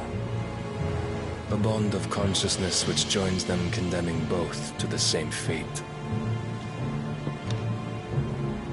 Yet my every attempt to strike it from their hearts serves only to tighten its hold.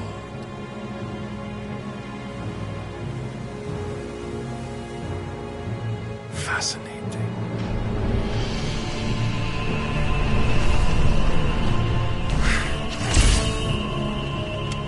But then, there is naught my blade cannot sever.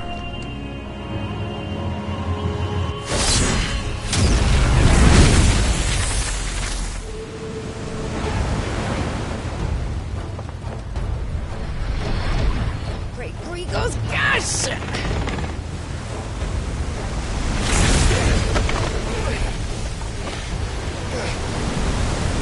Barnabas.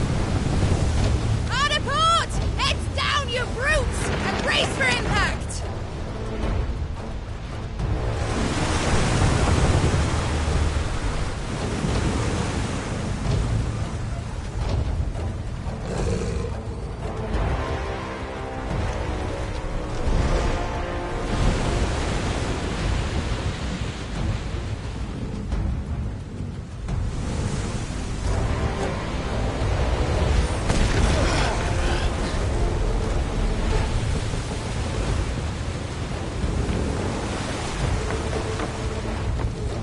It's now or never.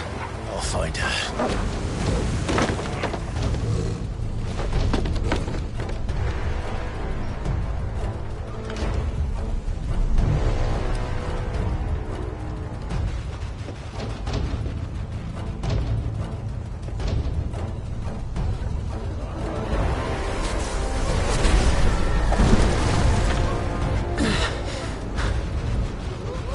Bloody hell!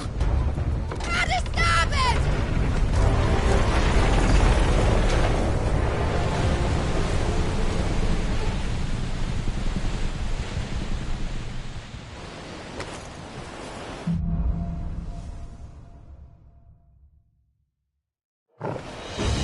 Where did you hide her, Barnabas? Cut him down!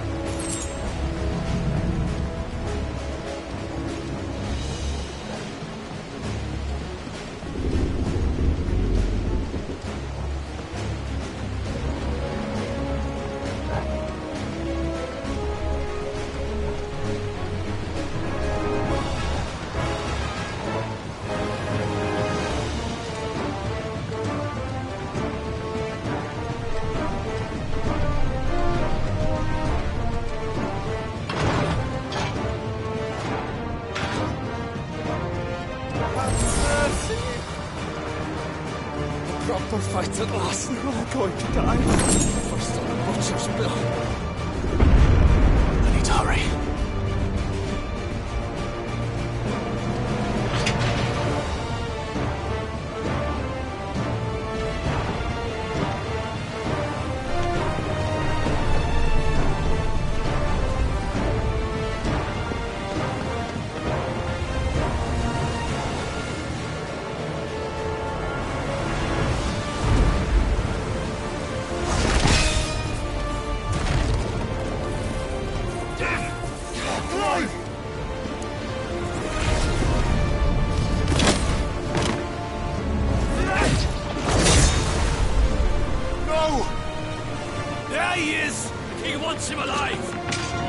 Hold on. I'm coming. For both of you. Extra seconds!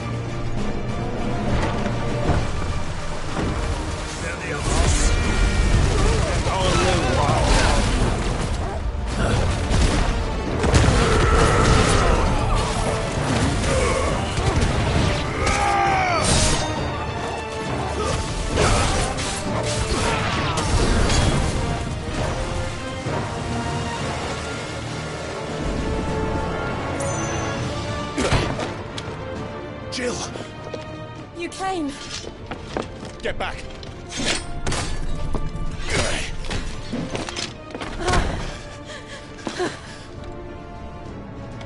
Clive, how did you... I'll explain later. Hands.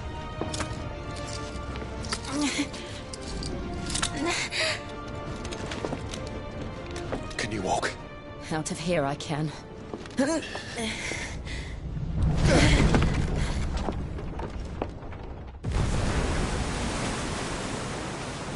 Stand still! Phoenix. Are you not the dominant of fire? I see naught before me but a guttering flame.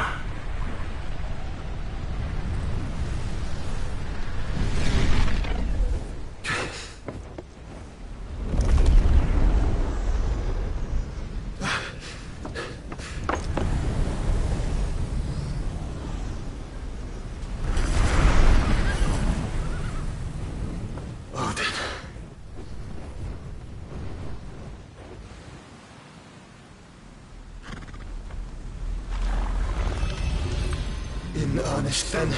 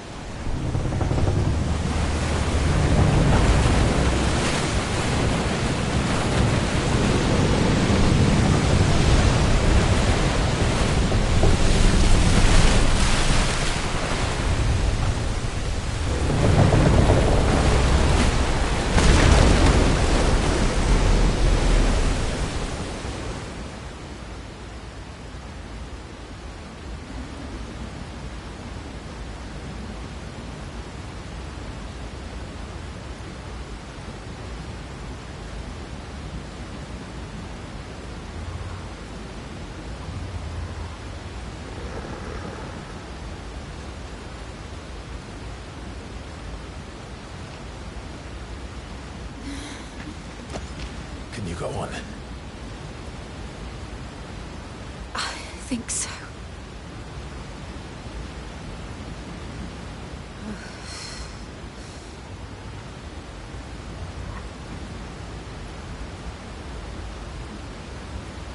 But to where?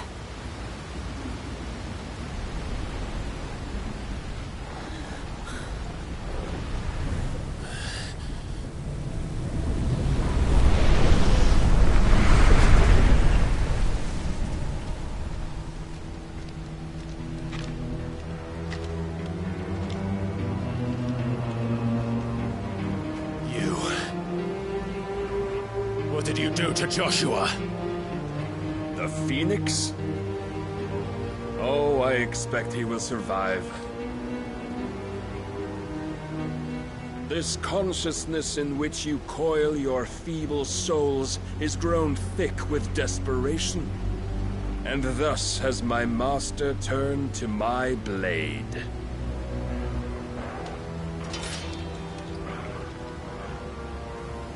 The world will soon be painted in black.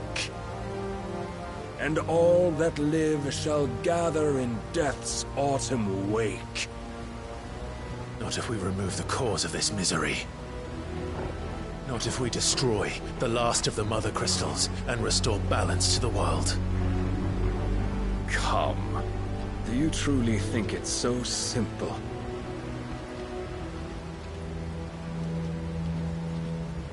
The Blight is inevitable. Not even the Almighty might stop its endless march. Your efforts will avail us naught. Naught, that is, but suffering. You must embrace the truth, Mythos. Accept your place with the Lord. Keep it. As long as there's a chance, there's a choice. Ever led astray by your blind resolve.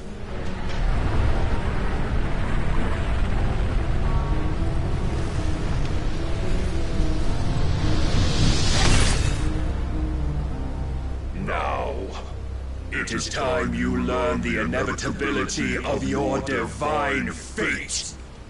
However much it may hurt.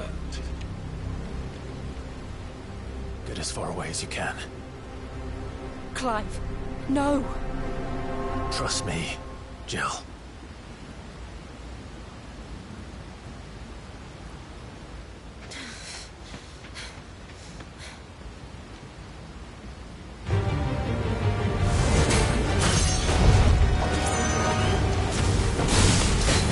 We don't have to do this. Oh, but we do. If only to remind you of your duty.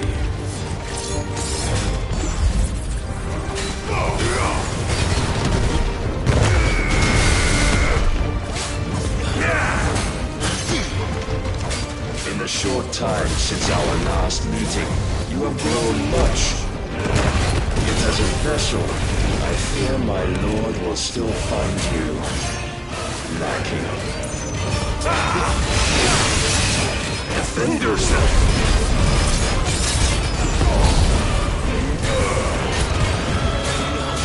All this fire and fury, and for what? Stopping the blight. A foolish notion fed to you by a foolish man. How dare you? You know naught of this world nor of our place in it. If our fates were so easily rewritten, we would all be gods.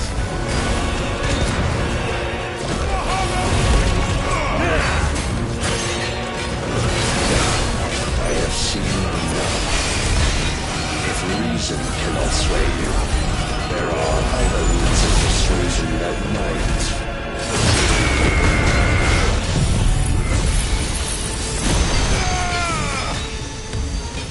Rise with us.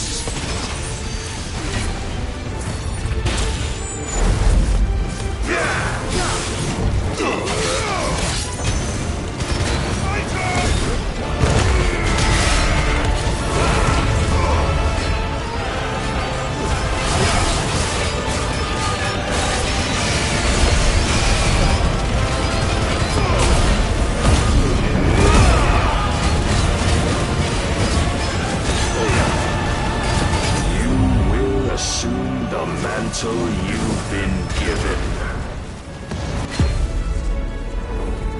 And thus is the light of hope severed.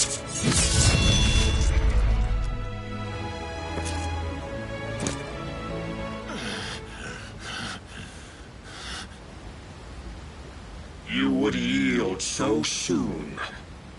Never. Clive!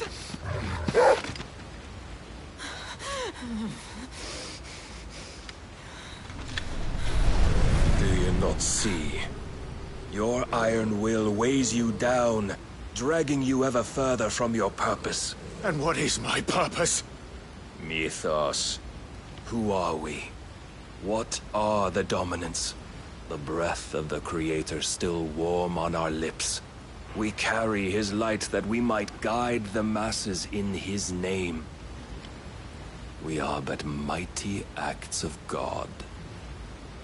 We are more than that. You would be nothing without what he has granted you. The power we wield is his, and yet every time we draw upon it, it wears away at our very being. It breaks us. It unmakes us, that its immaculate aspect might reveal itself. The icon. It is too much for even his chosen few.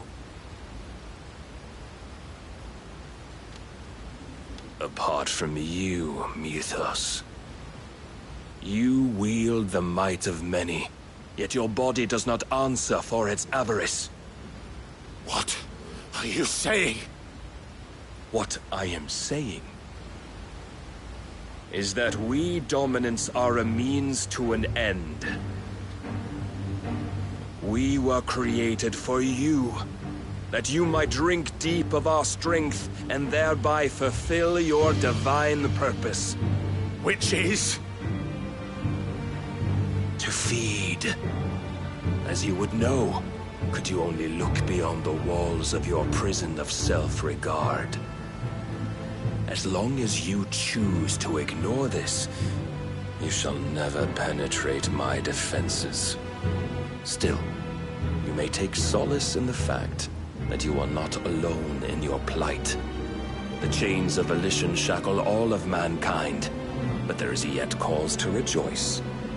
For the Lord, in his mercy, has taken pity on his flawed creations, and shall see them restored to their proper forms.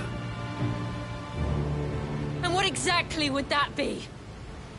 Why, loyal servants to God. No. Manners, Lord Rosfield? They are men, like you and me. Albeit ones unburdened by the wills that drive our kind to madness. They are pure. They are divine. You mean to turn everyone Akashic? Not turn, Mythos. Turn back. For too long has mankind been led astray by their clamorous wills. It is time they return to a world of quiet equality, where they might once more know salvation. Salvation! And abandon everything we hold dear! We don't need your salvation. We'll save ourselves, and we'll do it on our own terms. Not yours. And not your gods. With every defiant expression of your will, the tighter the chains of consciousness become. But perhaps that fact may be put to use.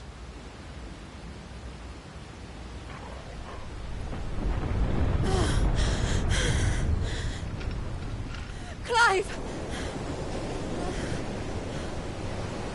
The faster it binds you to the remaining dominance, the stronger your hunger will become. Until it leads you back to the only answer there ever was. Mayhap not by the path my master intended, but back all the same.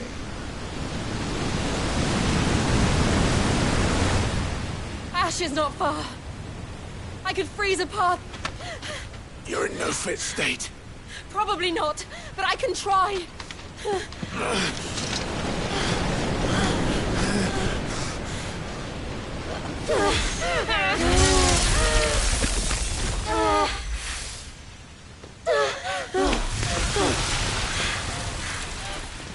Don't look back!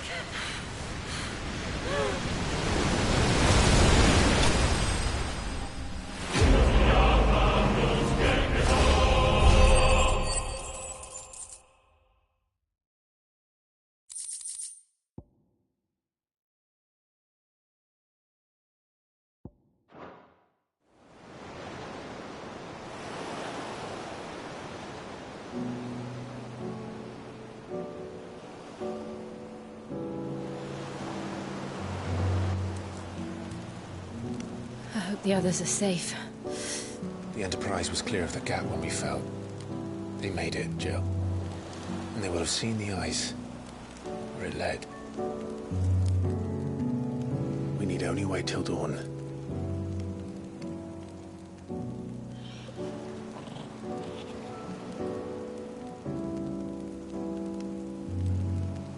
This is the second time Barnabas has bested me. I'm powerless against him. And maybe there really is nothing else for it but to give yourself to his master.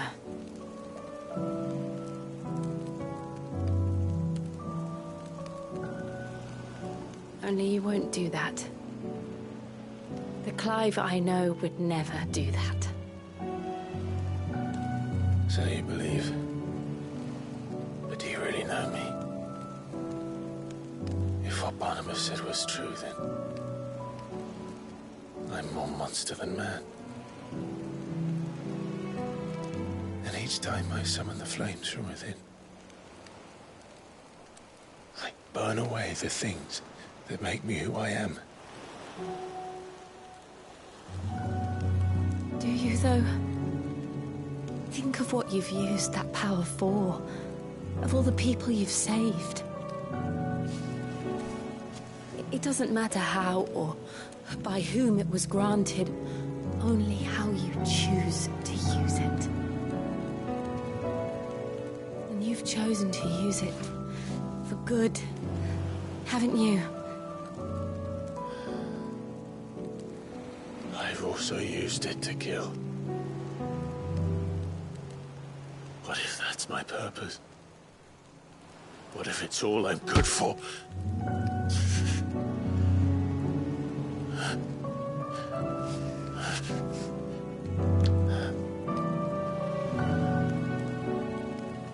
You're still that same boy I grew up with. Always so eager to save everyone around you, and yet always so low. Because you failed to realize the one thing that needed saving most of all. You, Clive. You. You never once took the time to save yourself.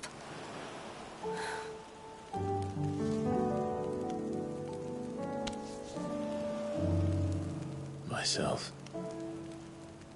I think I might be beyond saving. No one is beyond saving, provided they want to be saved. You fight to survive.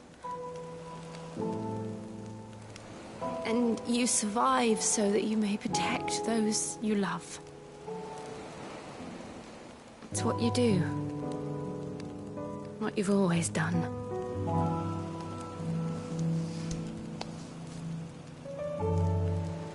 And I know you're not about to change. So I'm going to help you. To give you what you need to protect us all.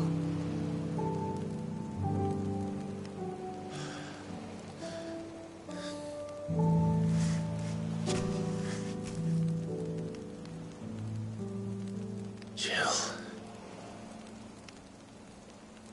Are you sure?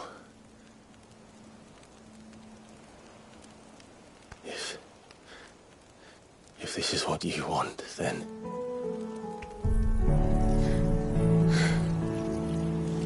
Don't worry, Clive. It is.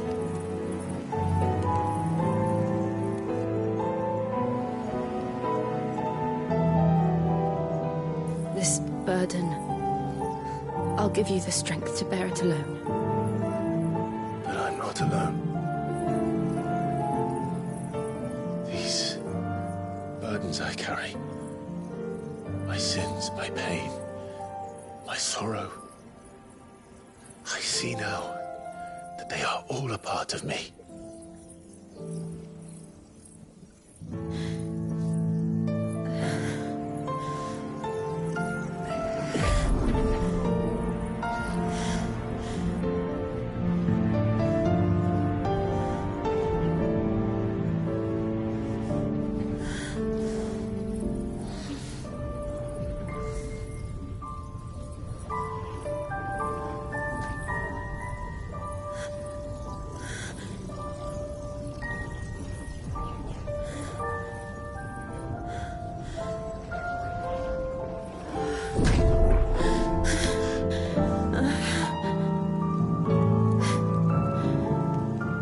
If I'm to continue on, having pledged my life to those I love, then I will gladly bear your burdens too, until my last breath. Clive.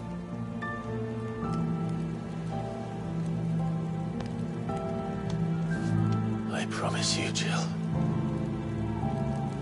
we will find a way to escape this fate. Find a way to save each other.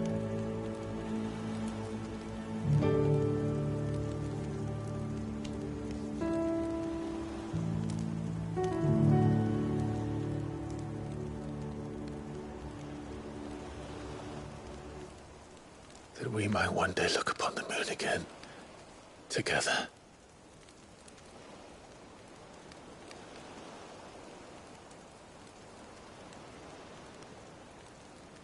And I promise you, Clive,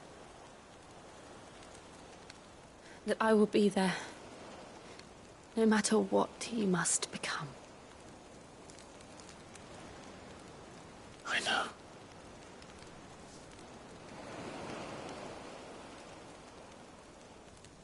I never thought a smile could bring me so much joy.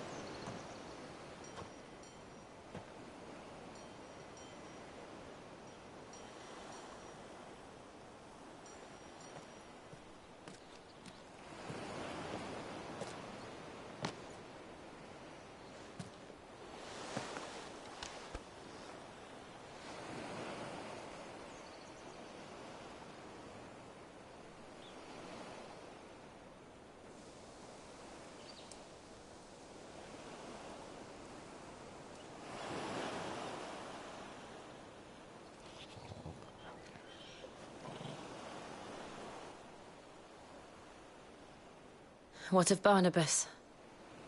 Do we pursue him? No. Our paths will cross again soon enough. Whether we like it or not. Besides, there is something we must do first.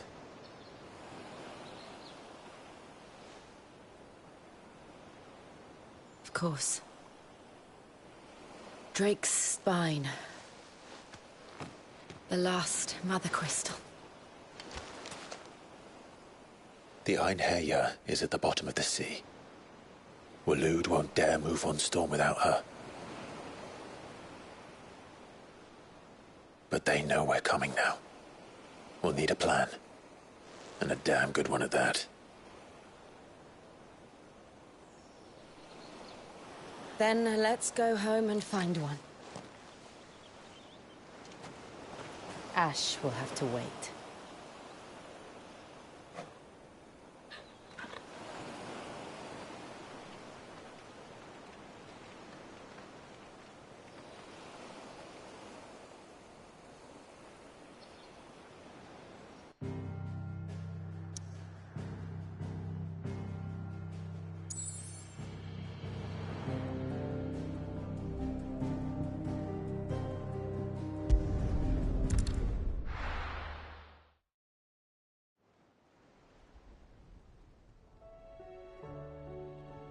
Mid says Odin split the sea in two. She's always been partial to a tall tale. But there's tall, and then there's tall. I struggle to believe it myself. I see your uncle isn't with you. He stayed with the Enterprise. After our brush with the Einherjar, she was in urgent need of repair.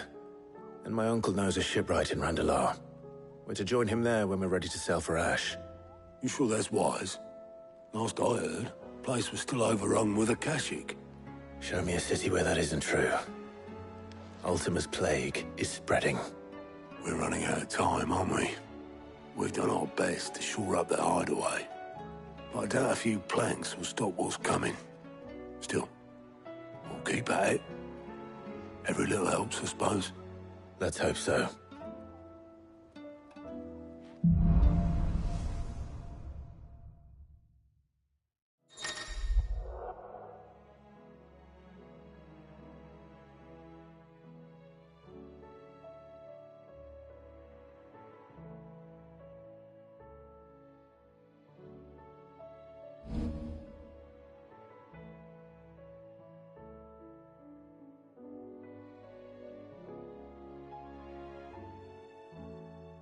I should visit Joshua, assuming Talia will allow it.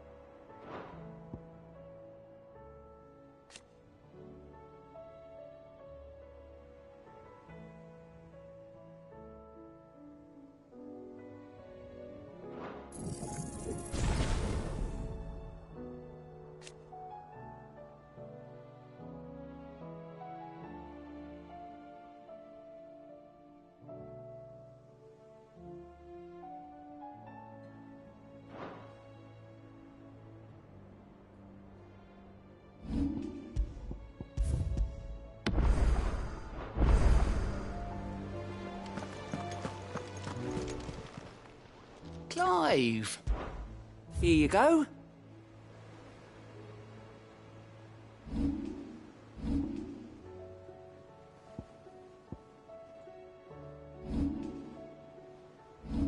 Always something in there. Heard the bad news then, did you? What bad news? About Dravost. Blackthorn's old haunt. With the forge and all that. Well, anyway, the mine's just down the road from there, are spewing out ether like no one's business. And the village? Safe from the flood for now, but they've got other problems. A Kashik. Every creature in the area's either turned, or on the way to turning, apparently. Zoltan and the others are living on borrowed time. They need help, and quick. Doris sent a few curse breakers to keep an eye on things, but there's only so much a couple of scouts can do. Except get eaten. If something ain't done soon, the whole place will be overrun. I won't let that happen. Didn't think you would. Does Blackthorn know? I thought it might be better if he didn't. He'd only do something stupid. You reckon we should tell him? No. It's better this way. Yeah, well, I can't stand about knowing what's happening out there, so I'm off. I'll see you in Dravost.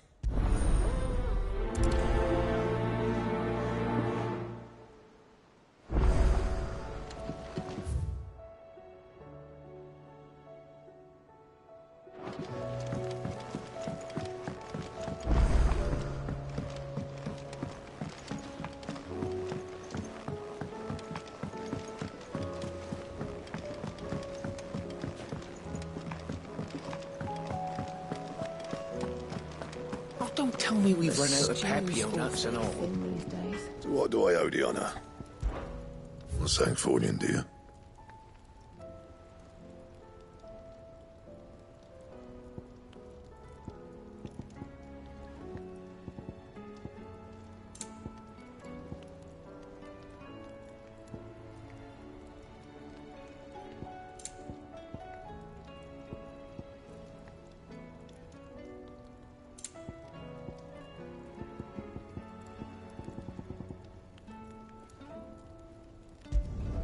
Should last you a good while. That it? Fine.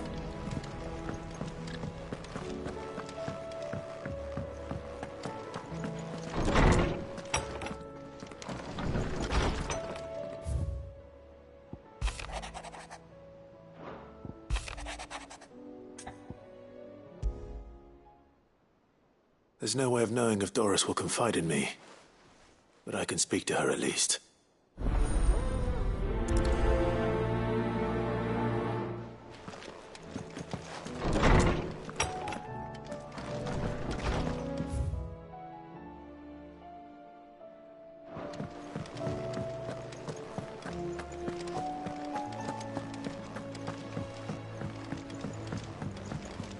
Come back.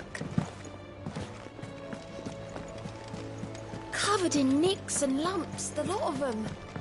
It's a wonder they can still walk.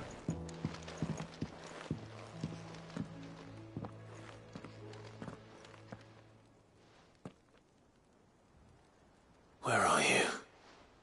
Can I help you, Sid? I'm looking for Doris. Is she here? I'm afraid not. She's at Martha's Rest on a job. My job, actually. When she heard what the mission was, she insisted on going herself. Alone. Did she? What was the mission? Following up on some new information. Once they'd settled in, the bearers you helped liberate in the Dragon's Eyrie were keen to talk about their imprisonment. And about their captor. The slaver Cole's team were tracking when they were attacked by the Beastmen. I'll go and find her. She's at Martha's Rest, you say?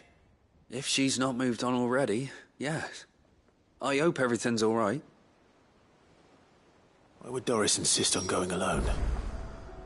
Maybe Cole was right to be worried.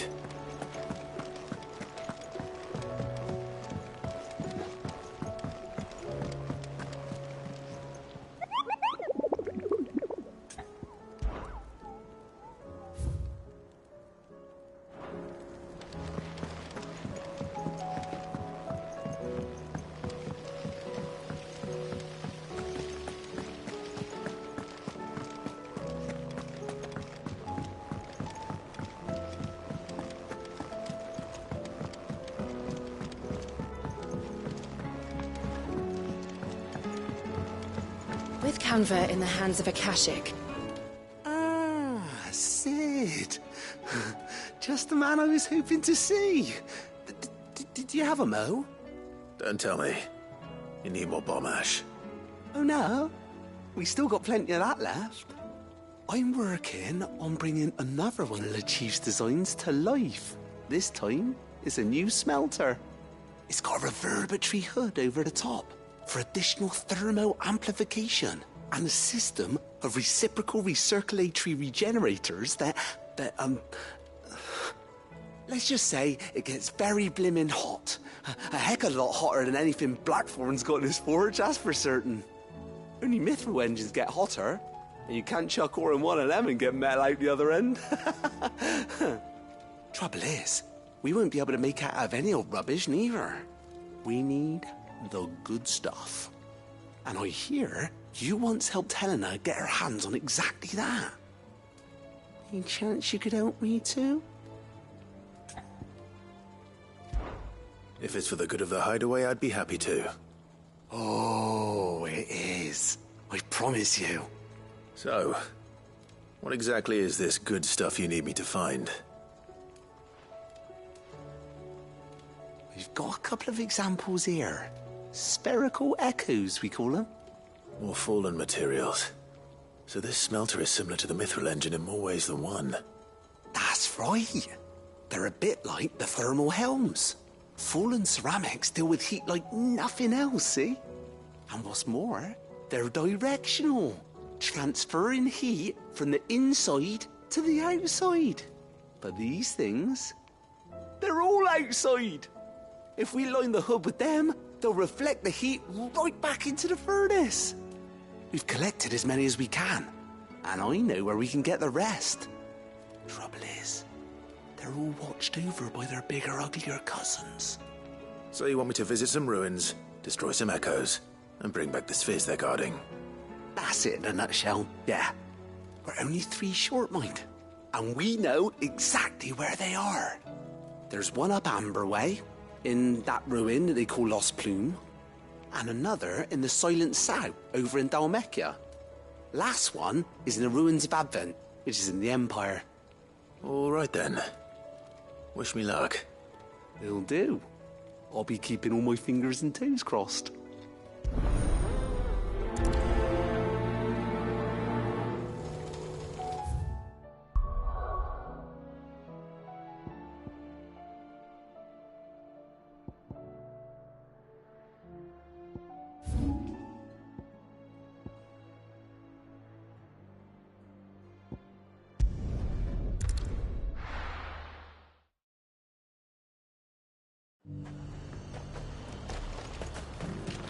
Why?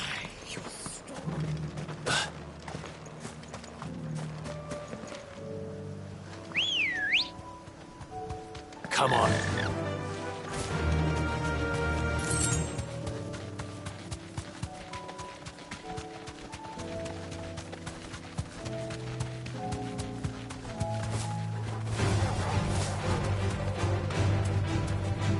You deserve a rest.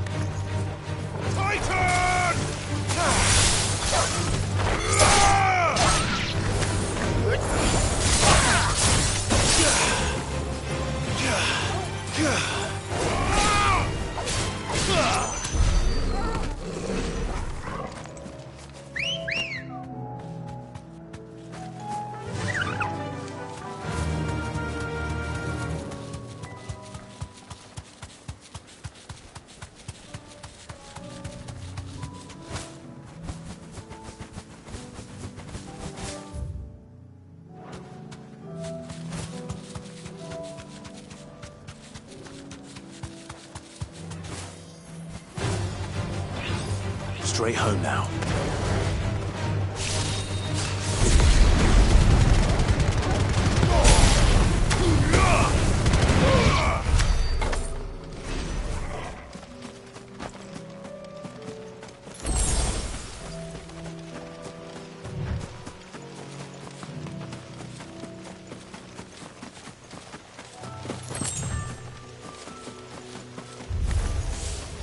I'll need to deal with these ones first.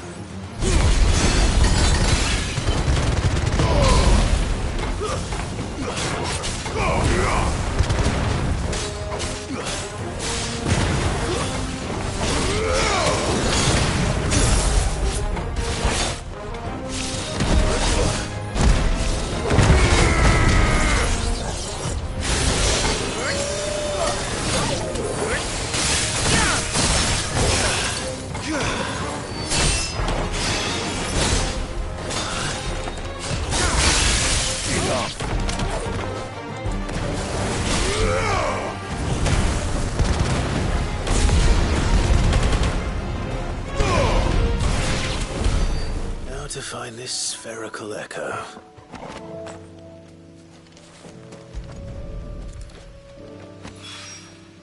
This is it.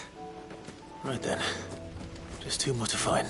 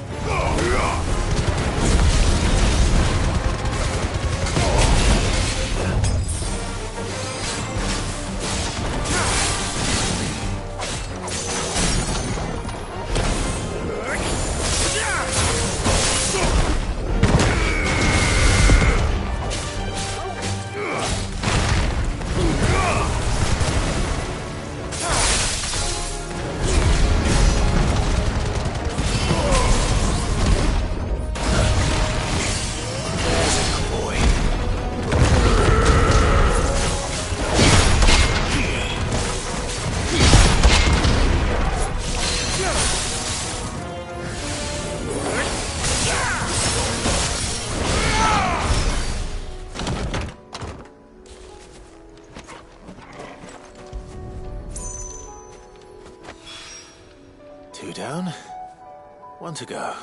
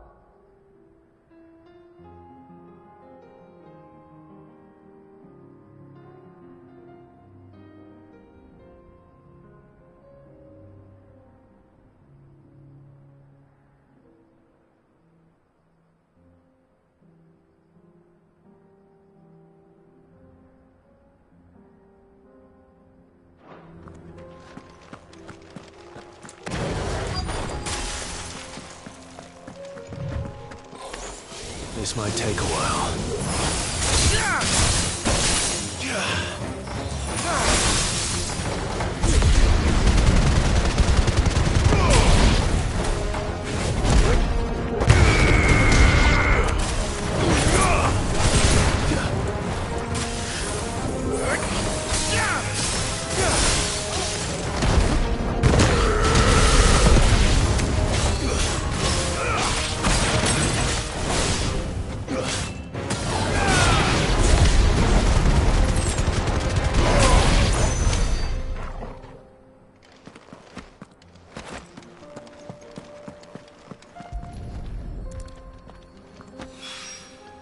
That's all of them. Owain can uncross his toes now.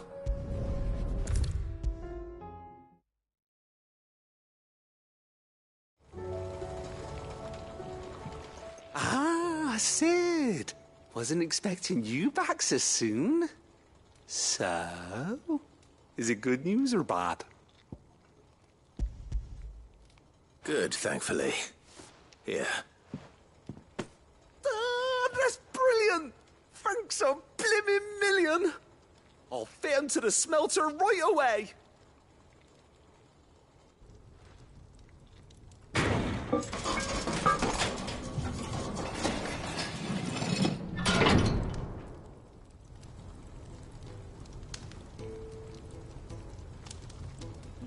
May I present to you the Telemon Furnace! Ain't bad, is she? She's a beauty.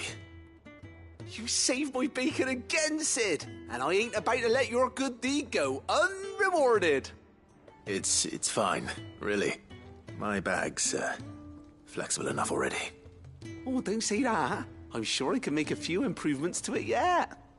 You could just buy me a bigger... How about that clasp? Looks a bit stiff. Reckon you could loosen it up and make some more room?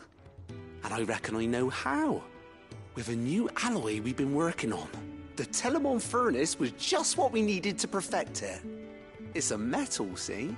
So it's lovely and strong, but it's also, well, stretchy, if you can believe it. Stretchy metal. Well, if you insist. That is the spirit. You'll love it, I promise.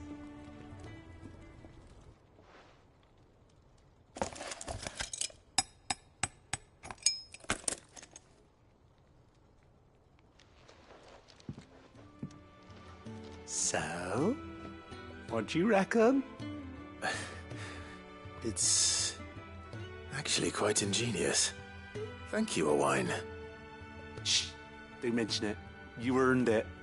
And I wanted to get some practice in using that metal anyway. Reckon we'll have all kinds of uses for it around the hideaway. Can't think of any right now, but that's our job, innit? Dreaming up new ways to make life easier around here. Maybe even out there, too. One day, the whole world's gonna know about the inventions you've helped us put together. That bag of yours will be the first of many. You mark my words. They'll hardly believe their eyes, I'm sure.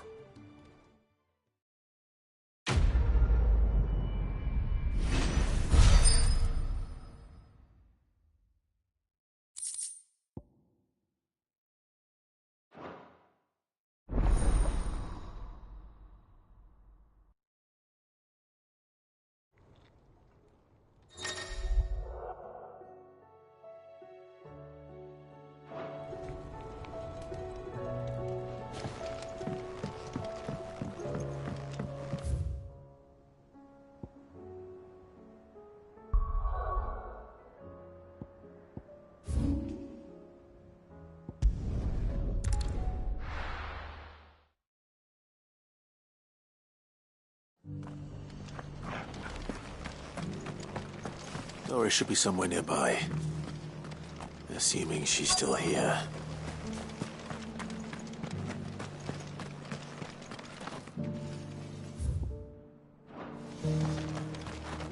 Just because the heavens have gone to wreck and ruin, it don't mean we have to.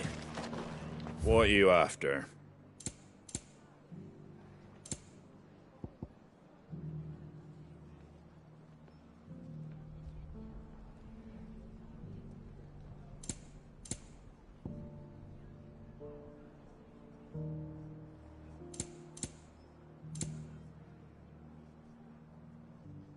That all, is it?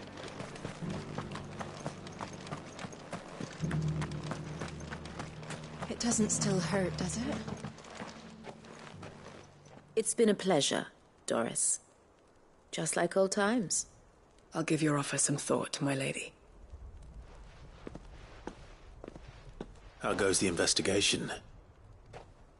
Sid, what brings you to Martha's Rest? You. I heard you were out here on your own, tracking our slaver. I trust you're being careful. Of course. And it had to be me.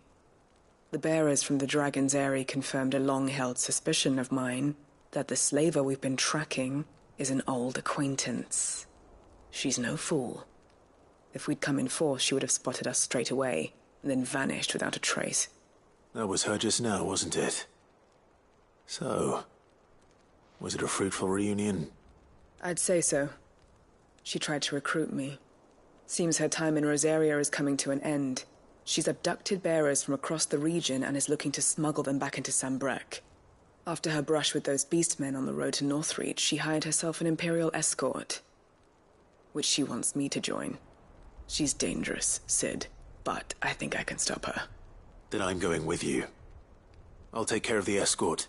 You can see the bearers to safety. Where are they? The Baum Archers, soon to break camp. You go on ahead. I'll follow once I've sent word back to the hideaway.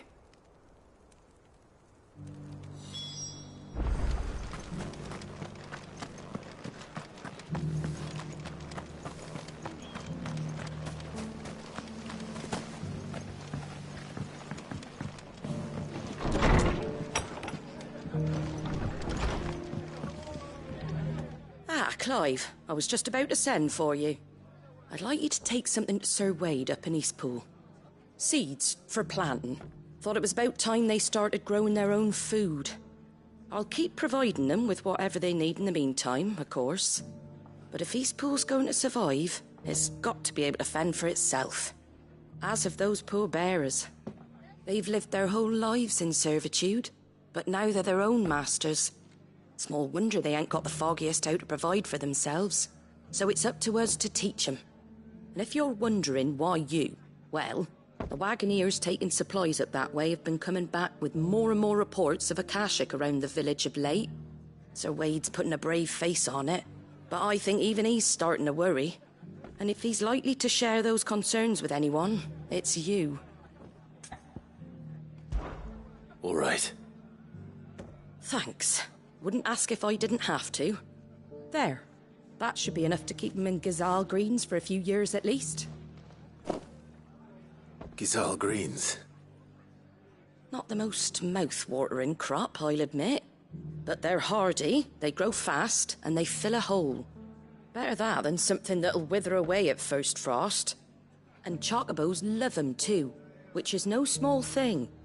When I say all of us need to pull together to get Eastpool back on its feet, I mean all of us. They ain't exactly succulent, but cook 'em right and they're just about bearable. I'll take your word for it. Anyway, Sir Wade'll know what to do with them. And if he don't, well, I'll go up there and show him myself. I'm sure you will.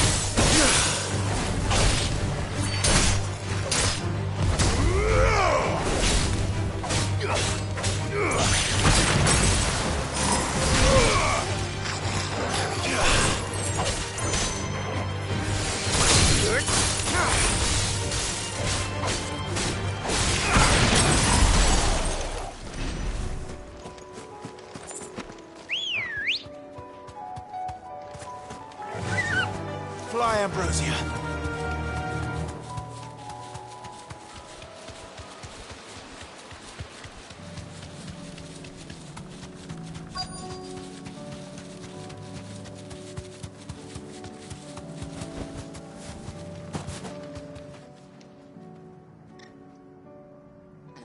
Good.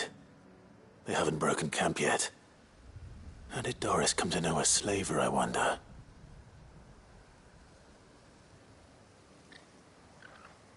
We've waited long enough. She's not coming. Ready the bearers. We're leaving. Back to civilization, is it, Mom? With all haste. Lest any of you lackwits start talking like these feckless bumpkins. I presume your men are ready. We've suffered too many delays as it is. Any more and I'll be docking your pay. Yes, Mom. Oh, but before you go, it appears we have company. Kill him. You're welcome to try.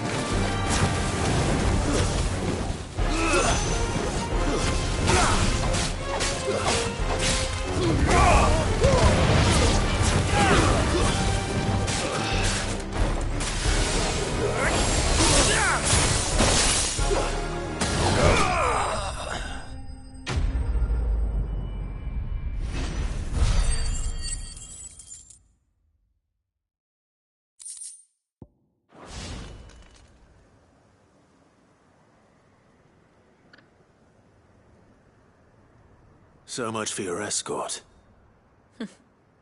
You'll forgive me for not avenging my men. I'm not the swordswoman I used to be. I surrender. Do with me as you wish, Sid the Outlaw. Sid! Ah, Doris. I take it you're not here to rescue me from our brooding renegade? You know, I always wondered where you'd vanished to. But casting your lot with this criminal of all people. Better fighting for a cause than killing for coin. I'm sorry, Sid. I should have told you sooner. This woman, my former master, once trained bearer children to be weapons in service of the highest bidder. She raised me like a daughter, and I did terrible things to earn her favor. It wasn't all terrible. Surely. We had our fun, too. You were always so eager to learn, and had such clever hands. All my other children took either to the blade or to the books. Always either or. But you proved yourself a master of both. That's why I kept you for my own. How about it, my little dagger? Care to swear that blade to me again? I never swore my blade to you, nor will I ever. I fight for a higher cause, to liberate the bearers of this world. Farewell, Master. Thank you for making me the weapon I am. You always were a righteous child. Perhaps that's the reason I loved you so.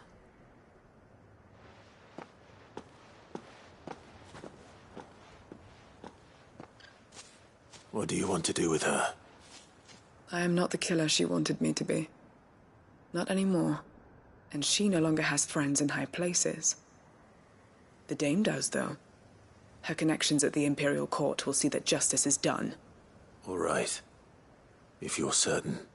I am. And thank you for everything. Now, I better let these bearers know that they're safe.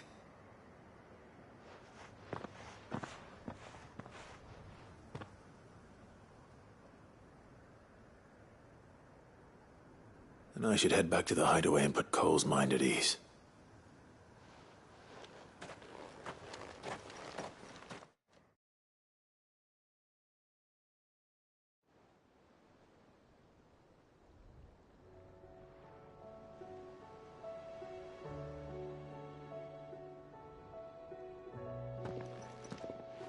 Welcome back, Sid. Doris's message just arrived. I hear you saved more bearers from being smuggled across the border. With any luck, they'll be joining us in the hideaway shortly. Oh, and your letter. You don't need to worry about Doris anymore. I'd been hoping as much. She mentioned one or two things in her report. So the slaver we'd been chasing all these months was her former master. Wish I'd known. She's been arrested, by the way, over in Sambrek. Went quietly, or so we're told. And she won't be getting off lightly. The Empire may have no love for bearers, but it's none too fond of black market traders either. Can't have been easy for Doris. I'm sure it wasn't. But don't worry. She'll be all right. I hope so. Suppose you should know, eh? You had quite the past yourself before you came here, or so I understand. Anyway, thanks again, Sid. The Cursebreakers would be lost without Doris. And you, of course. Keep up the good work, Cole.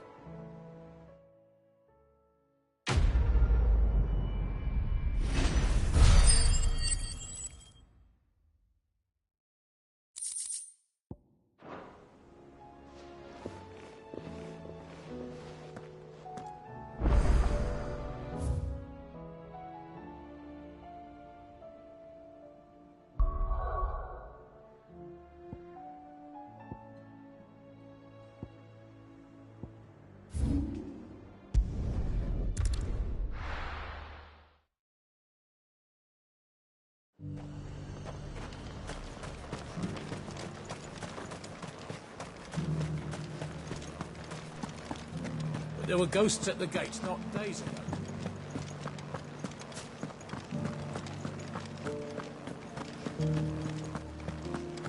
Those things I said before about not being able to fight. Oh, Clive. What am I to do? My wards and I may soon be without a home. What's happened? The High Cardinal has descended from his lofty throne and taken up residence here in Northreach. The High Cardinal? Leader of the Council of Elders, second only to his Radiance at the head of the Imperial government. Not that any of those things still exist. Now he goes by his noble title, the Duke of Oriflamme. And what does he want with Northreach? He wants to transform it into a military stronghold. A foundation upon which to build a new Sambrek. He's already secured the support of the various army remnants. with promises that they shall be afforded the respect they deserve in his empire. One built on the confiscated property of the people. He would rob the populace to pay for it.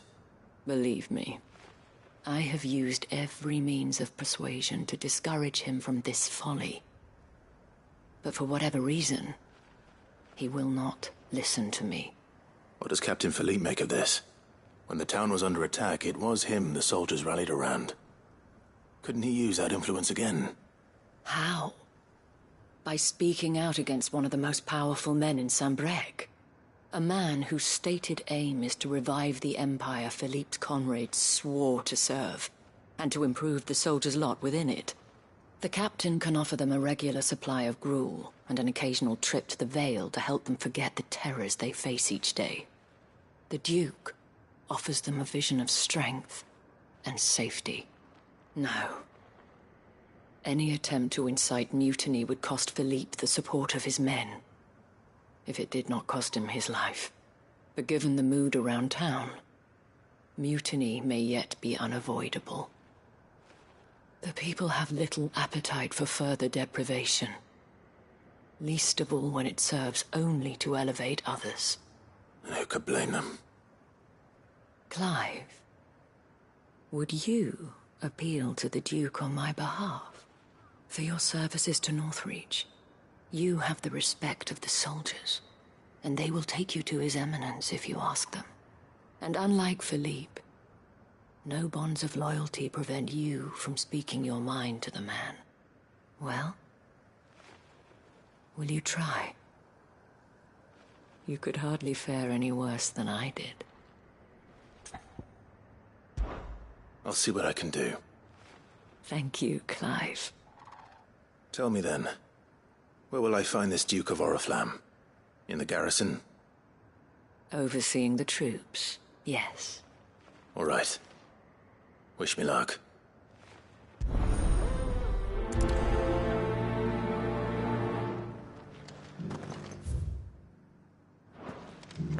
I may have met this Duke before, at the Remembrance Ceremony. Let's hope I didn't make a strong impression.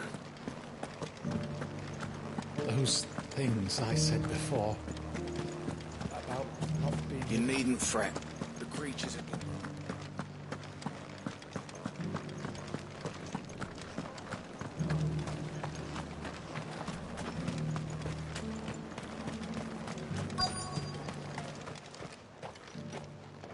Halt! Oh, sorry about that. You're the dame's man, aren't you? You got some business with the captain? No, actually. With the Duke. I was hoping I might be able to speak with him. We're under orders not to let any civilians pass. But you should be all right. His Eminence has heard all about you and your heroics. Wait here. I'll go and ask.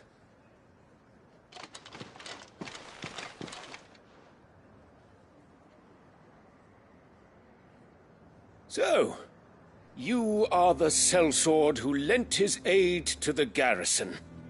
The Empire owes you a debt, and I shall see it repaid. But tell me, is it wealth that you seek, or favor? Neither, Your Eminence. I thought only to inquire about your plan to turn Northreach into a stronghold. Ah, I see. You are worried the expanded garrison will render your services redundant. Yet you needn't be. A proud fighting man like yourself shall always have a place here. Pride of place, in fact. For too long has the contribution of the noble soldier been under-reckoned. But no more. For it is they who shall see the Holy Empire rebuilt, beginning right here in Northreach. Why here, Your Eminence? The town has been fortunate enough to escape largely unscathed from the recent troubles. Her defenses are sound, and her garrison well prepared. Which is more than can be said for Oriflamme or Twinside.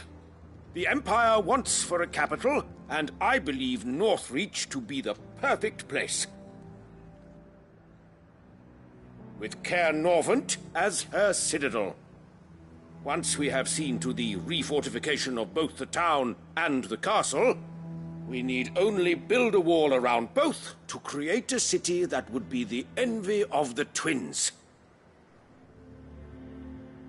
Plans are already underway for the construction. Soon enough, these thralls shall learn that they are no match for the might of Sanbreque. I fear you underestimate how dangerous these creatures are, Your Eminence. Should they return in force, you will need all the people of Northreach to come together in defense of the town. Something they may be loath to do if they've been deprived of their worldly goods. The people will do as their leaders command. If Sanbreque is to be rebuilt, she will require a functioning government. One whose authority is beyond question. That is why this levy is necessary. So that any man who wishes to join the army might do so and be fed, outfitted, and paid as befits a defender of the Empire. And yet there are those who persist in peddling the treasonous lie that I seek to steal from the people and drive them from their homes. I suspect they're afraid of losing what little they have left. Precisely. The common folk have little and less, and you mean to deprive them of even that. You would sow the seeds of your new empire in your own salted earth. Sabine, we have discussed this. Yes, and I told you then how putting the empire before her citizens would lead only to revolt. Without an empire, there are no citizens. And in yours, there will be only beggars. Is that what Griga wills for her people? Do not take her name in vain, Sabine. I'll come back later. A citizens' revolt. I wonder what the people really think of the Duke's plan. It wouldn't hurt to ask them, I suppose. Let's begin with those on the other side of the wall.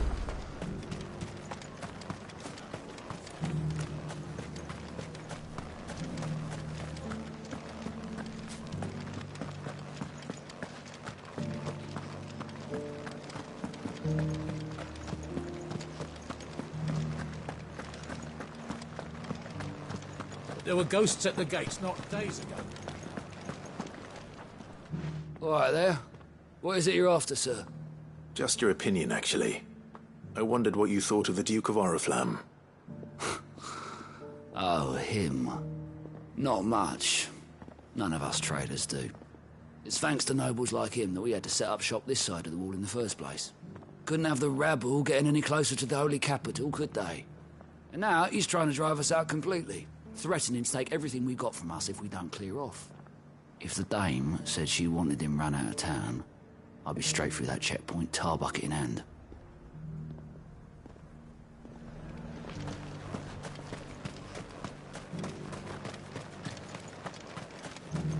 I heard the dame got an icon to rid the meadows of. A question, if you don't mind. What do you think of the Duke of Oriflamme? Don't get me started. You build a life for yourself somewhere, only for some noble to turn up and tell you you've got to hand it all over to him. If he thinks his name and his chains give him the right to empty our purses, he's in for a rude awakening. We'll do whatever it takes to keep what's ours. Whatever it takes.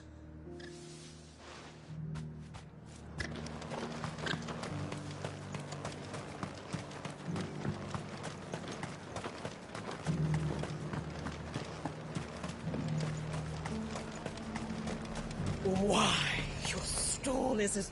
I've been hearing a lot of talk about a certain Duke. Nothing good, I'll wager. Going around acting like he owns the place.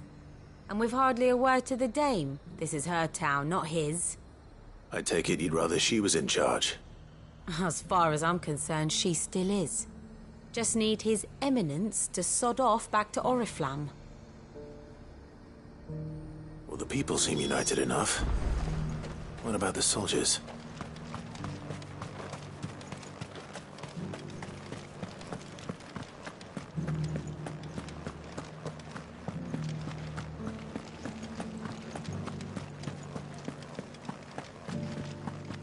Those things I said before about not being able to fight. Excuse me, do you have a moment? I wondered if you'd mind sharing your thoughts on the Duke of Oriflamme.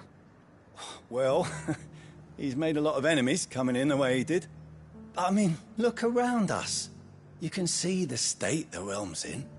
The traders might not like having the screws put on them, but if they volunteered a few more of their hard-earned gil before things got bad, maybe they wouldn't have to. I think the Duke's got a point when he says rebuilding the Empire's the best way of making sure we're all protected. And if that means people who don't know one end of a sword from another have to make way for those who do, well, that's just how it goes.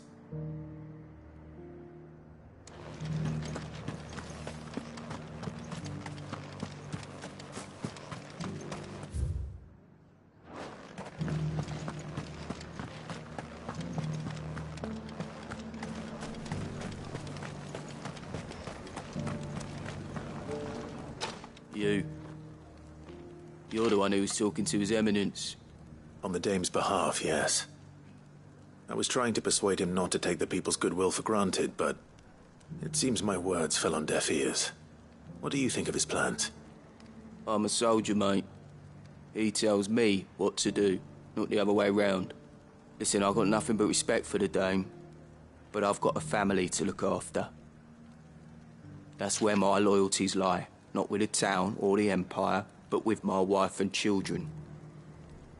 If the Duke can get us cement and the equipment we need to fight off those blue-skinned bastards, I don't care how he does it.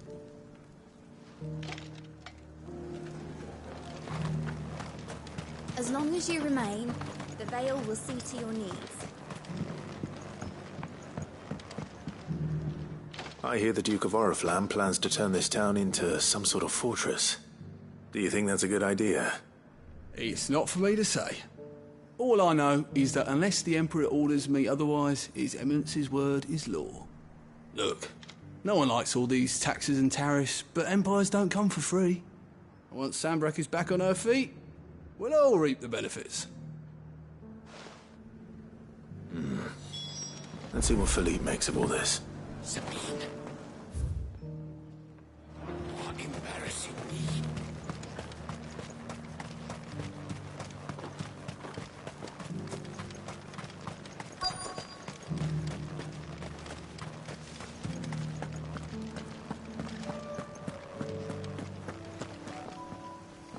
Captain, do you have a moment? For you? Certainly. Clive, wasn't it? Thank you for last time. How can I help you? I wanted to ask you about the Duke of Oriflamme. Do you intend to go along with his plan? But to tell you the truth, I'm in two minds. It's my sworn duty as a captain of the Imperial Army to obey his orders. But I can't say I agree with him. Philippe, I remember you saying that you became a soldier to protect the people you loved. The Dame included. That's right, I did. Well, she doesn't agree with the Duke's orders either. She thinks they could tear Northreach apart.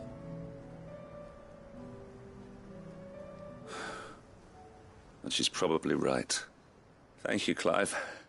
I know what I need to do now. Protecting the people I love is what matters. Doesn't matter how. Well, duty calls, so I better go. Thanks again.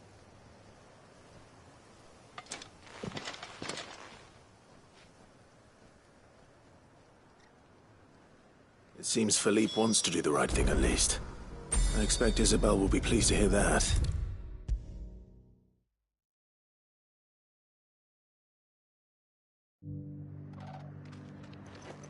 Ah, Clive.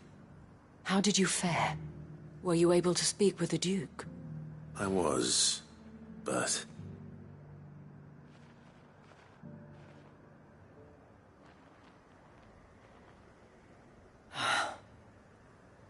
So Northreach is to be a fortress after all. Well, it will certainly help to hold back the thralls. There's no denying that.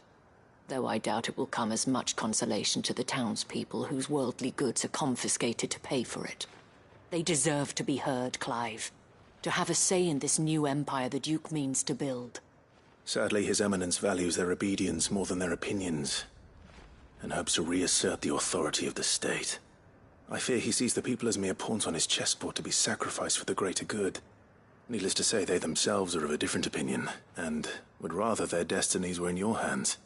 The soldiers, meanwhile, are content to follow their orders. And not just because of the Duke's rank, but because of his vision. I thought as much. Had I sworn to protect Sanbreque, I dare say I too would want nothing more than to see it rise from the ashes. Thank you for trying. But the battle is lost. I don't know about that. What happened to your uniform? I handed it in, along with my resignation. Told the lads I wished them well, but that I owe it to those I love to call it a day. But why?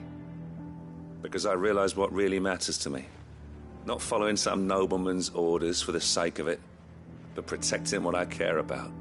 Protecting Northreach. I honestly don't know when those monsters will return, but I'm certain they're not finished with us yet. And when they do come back, we need to be ready for them. We need to stand together, all of us. And with you to lead us, milady, I reckon we can do it. It was you who finally convinced me, Clive. There's no point following orders if they go against everything you believe. Indeed. All of us, standing together. That has always been Northreach's best hope, and one which still lies within our grasp. We have only to turn our attentions to the true enemy. Thank you, Philippe, for showing me what I must do. Anything for you, milady. Speaking of standing together, would you mind if I borrowed a few of the lads from the Vale to help keep watch around the town? I fear His Eminence has loftier tasks in mind for the guard. Not at all. Be my guest. Wouldn't be the first time.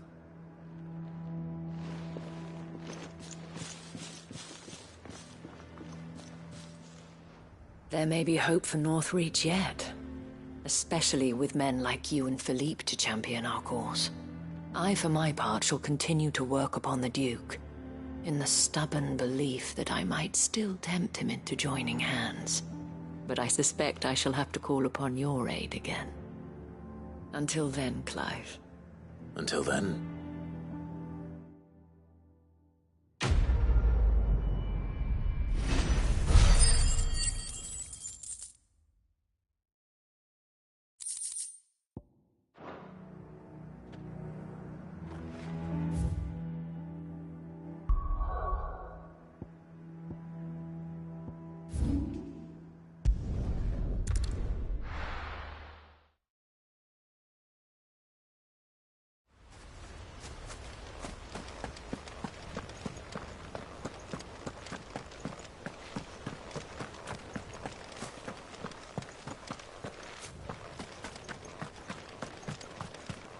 Ah, Lord Rossfield.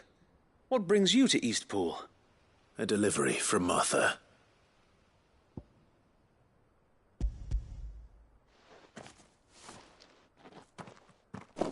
These are Gizal green seeds. Martha's keen to cut the apron strings, then, is she? I jest, of course. You see, I had thought we might be able to revive the old wheat fields, but they'd long since gone to seed. Only without the seeds. Martha was hoping he might be able to show the bearers how to plant and tend these, so that they'll be able to fend for themselves. That's not a bad idea. These bearers had only recently escaped their bonds before we brought them here. They know little of freedom, of providing for themselves and their loved ones. Unless we teach them how to live like free men, I fear that all we have achieved in bringing them here is to exchange one master for another. Not that myself and the Guardians have been the best example to them so far, subsisting almost entirely on Martha's charity as we do. It's about time we all started to provide for ourselves, bearers and Guardians alike. Unfortunately, we've been a little too busy of late to focus on much besides bolstering our defenses. There have been alarming reports of... The Horde is closing in. They're coming, so wait, all of them. Time it all. I thought we'd have more time. Gather the men in the square. Send to the rest for reinforcements. Yes, Sir Wade. The Horde. A Kashek, a veritable legion of them. They've been seen prowling around the northern reaches for a while now. We don't have the numbers to hold back a swarm that size. I had hoped to build a perimeter wall so that myself and the Guardians might be able to defend the village, but... Now you're out of time. Precisely. If reinforcements from the rest arrive before they do, we may just scrape through, but I fear that's rather an enormous if. What if you could call on reinforcements from Eastpool? You mean the bearers? We brought them here so they might live, not die fighting for their lives. So wait. You said you lack men to defend the village. Are the bearers not men? Do they not wish to see Eastpool saved? Though they may not be trained soldiers like your guardians. What help they are able to offer could still prove the difference between victory and defeat. You're right, my lord. I will appeal to them.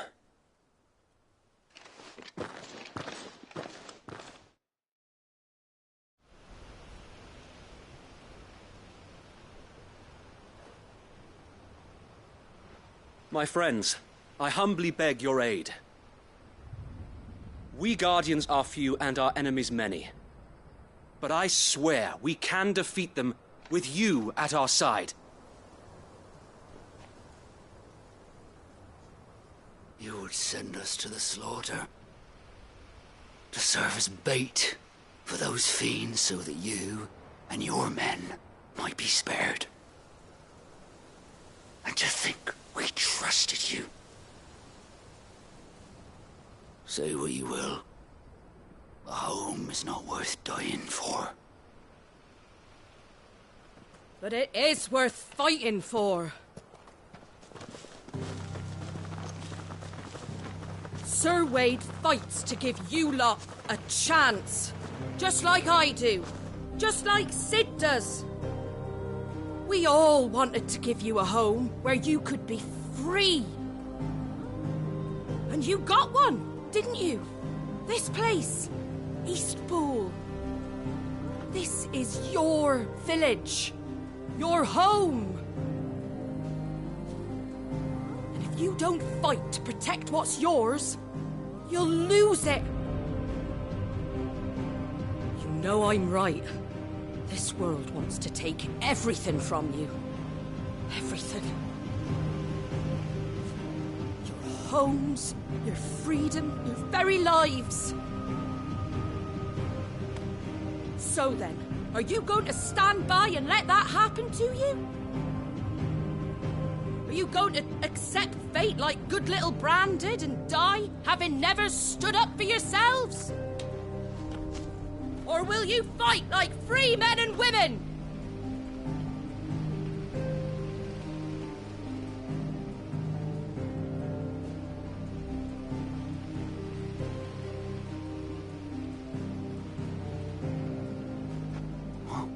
What are you doing? All right. Give me a sword. I never dreamt I'd have a home of my own. And now that I have, I don't want to lose it. I will protect what's mine, or die trying. We all will. Free men and women, fighting together.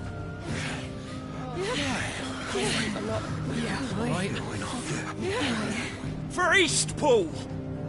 For Eastpool!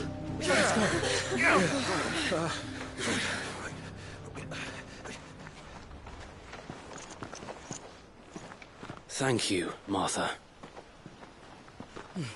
Don't mention it.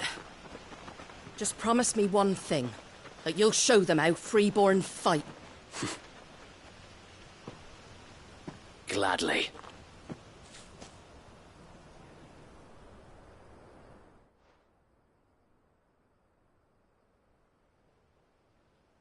Well, if it was numbers you were lacking, you certainly won't be now. Thanks to you. Me? Oh, I just love the sound of my own voice. Lord Rossfield, my lady, we're ready. So what's the plan of action? We'll divide our forces into several small detachments, each made up of guardians, bearers, and guards from the rest. These will position themselves at strategic points around the village. Upon engaging with the Akashic, each detachment will keep the creatures occupied as best they can, steadily retreating all the while. You're going to lure them into the village? I am.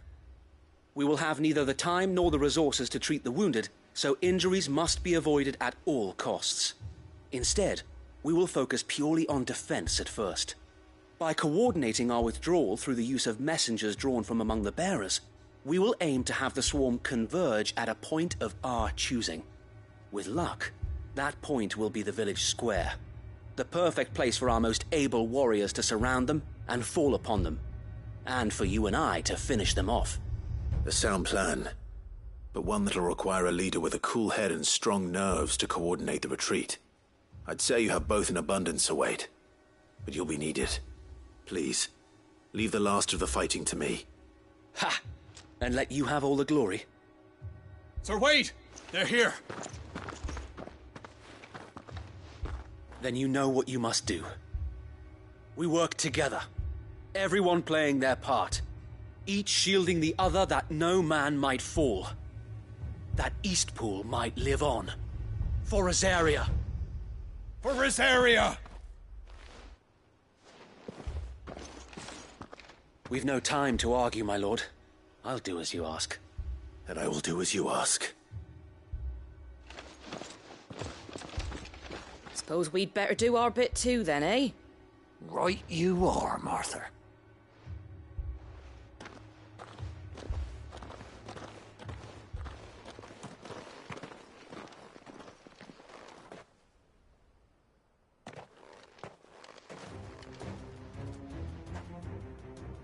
The calm before the storm.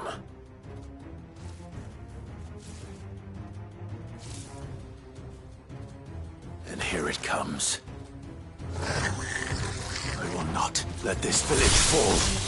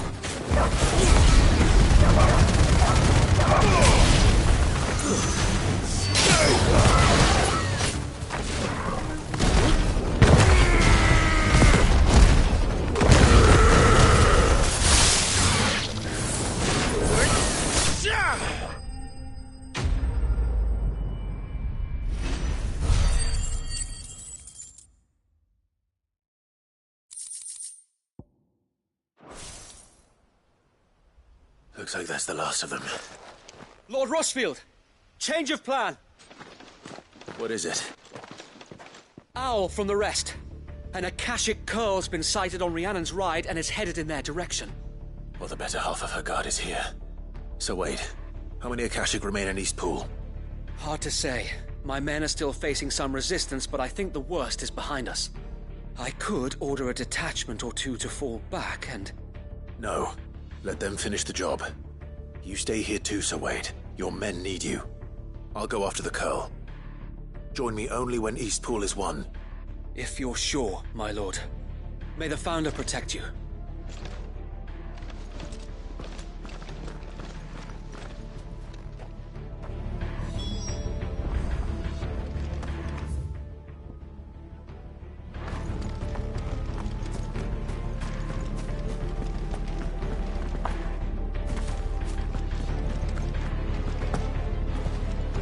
next one's mine.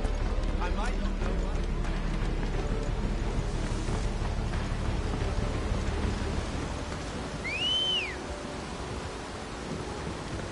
Come on.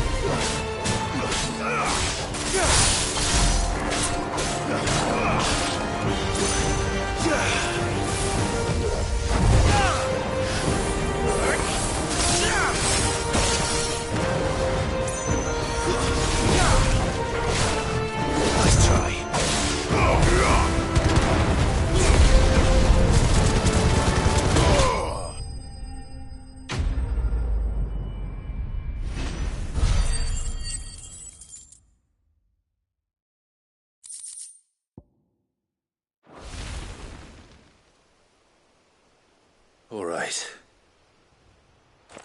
Back to Eastpool.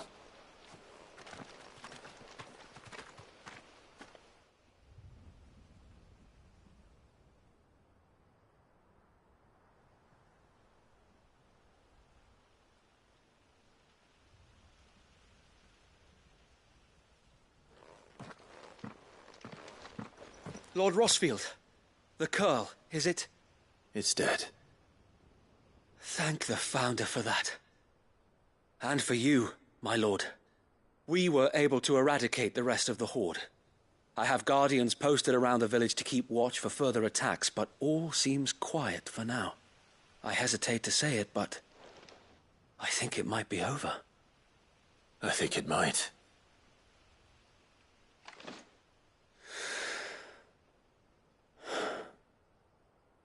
We did it. We saved Eastpool.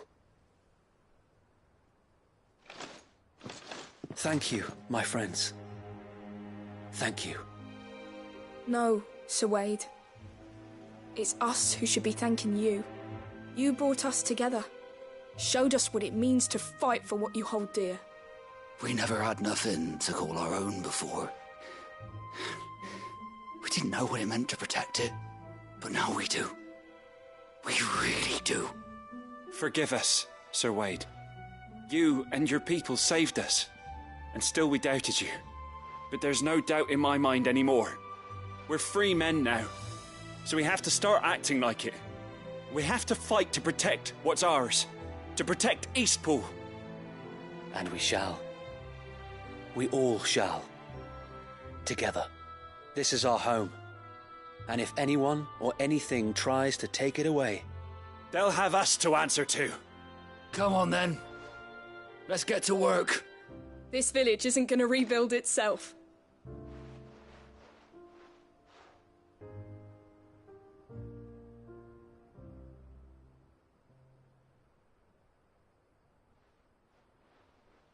They're not slaves anymore. No. They're Rosarians.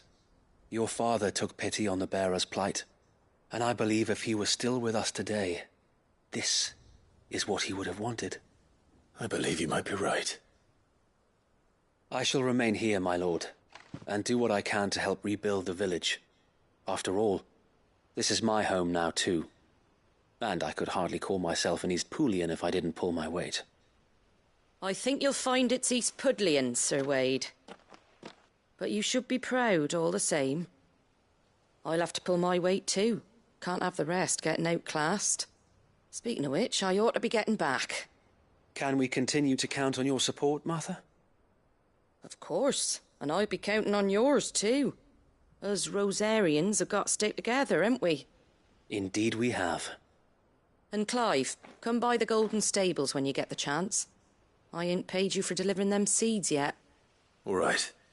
I will.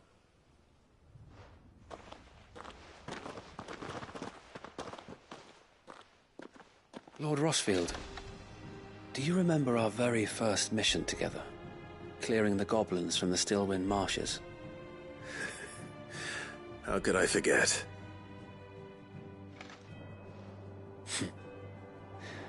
There's one sight that I shall never forget. You, facing off against that giant Morble. Not a trace of fear on your face. Since that day, there have been more than a few times when I felt like giving up. When the odds seemed so stacked in the enemy's favor, I thought I may as well just lay down my sword and surrender. But every time I would think back to the look in your eyes that day and remember what it means to be a shield. Know that whatever trials Eastpool may face, I shall never lose courage. Thanks to you. So Wade, you have always been a true shield. I know that Eastpool, and indeed all of Rosaria, will be safe in your hands. Thank you, my lord. I know the rest of the world will be safe in yours. I'll do my best.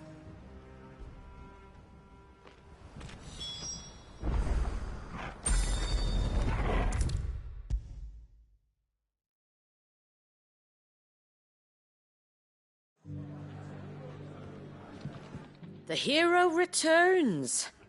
It's lucky you came by when you did, eh? Not only did my seeds get delivered, but you went and saved Eastpool and all. I just did what I could.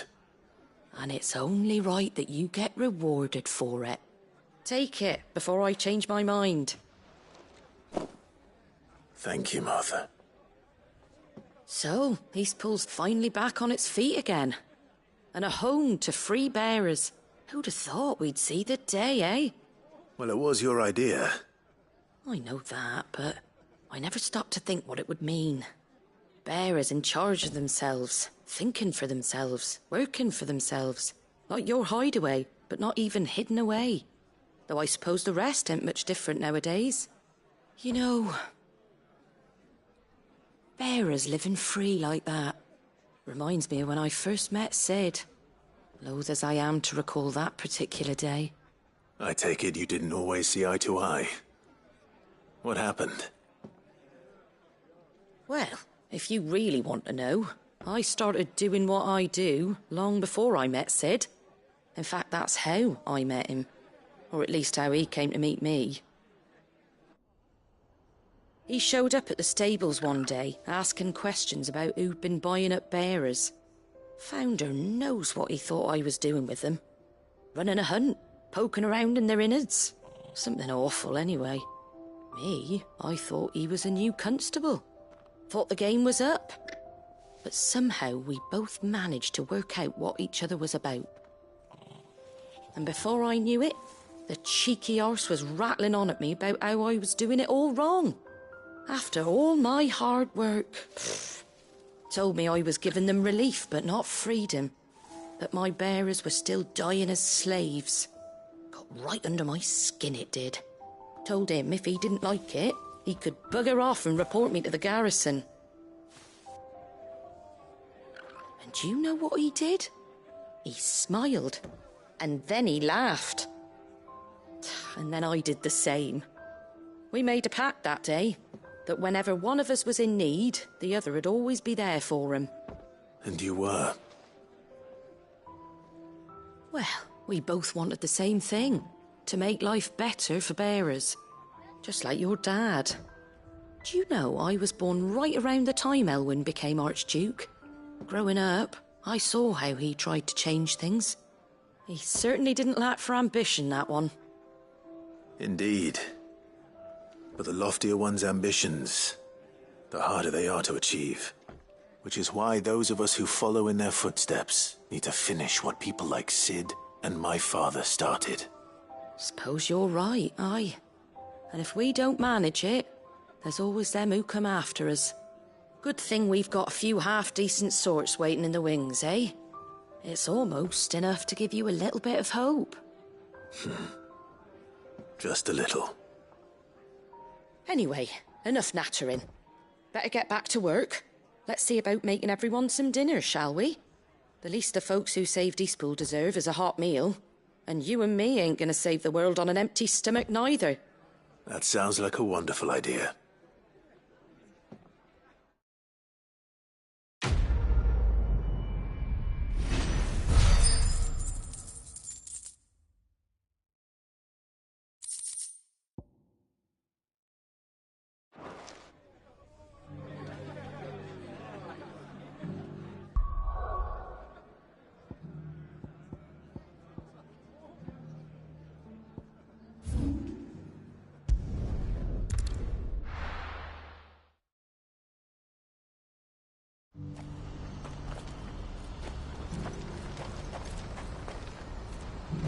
What's happened?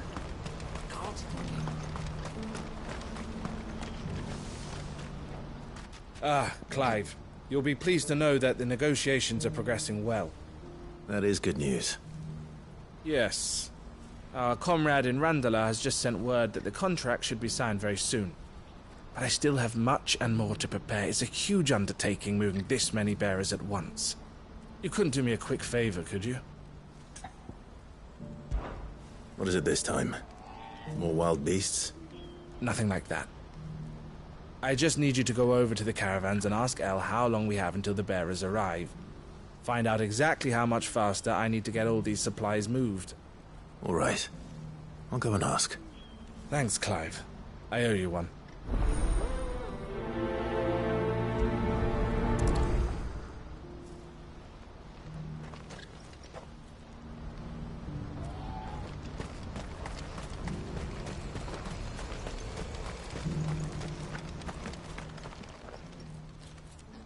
Don't blame yourself, El. This is their fault, not yours. I know, but... No buts about it, all right?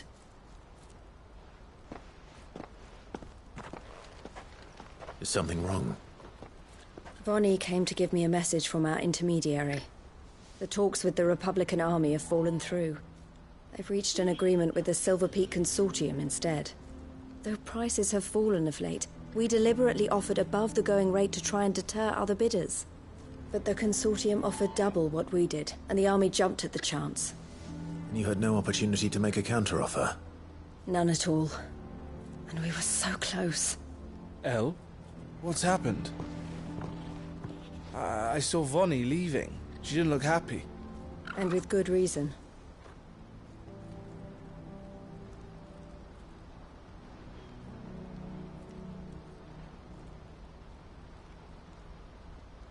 But I thought we were the only ones the Fist was speaking to about the bearers. How did the Consortium even find out about this? It's not so surprising. They have ears all over the Republic. This isn't over. The Consortium will have to sell these bearers eventually, and at the price they paid, buyers will be few and far between. I'm going to Randalar myself. Alone? You sure that's wise? Are you offering to be my bodyguard? How kind. Meet me at the checkpoint near the capital gates. I'll send an owl ahead and request a meeting.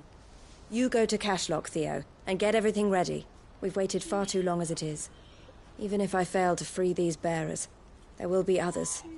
Someone needs to prepare the place and keep any prowling beasts at bay. Oh, and that's me, is it? Well, it looks like I'm following orders till she gets back from meeting the Silver Peak Consortium, who've been doing their best to undermine our scheme. She'll never join them after this, surely. No, she said it herself. She still has plans for Cashlock, even if this one falls through. She means to stay with us then. I can't say I'm not happy to hear it, but... is this what she really wants? You have to trust her. You're right. It's what she wants now. And if Elle's off fighting for the cause, I should do my part too. So I bid you farewell and safe travels, my friend. I'll gather my men and leave for Cashlock. We'll make sure the place is well stocked and defended. You go to Randala and see if you can stop my sister biting the Consortium's heads off. If she won't consider her prospects, someone has to. I'll do my best.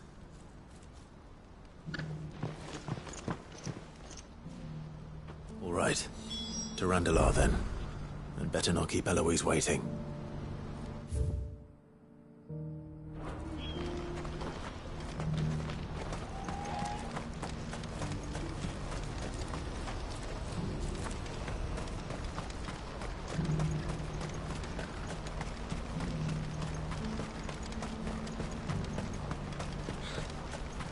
What I wouldn't give for a hot meal.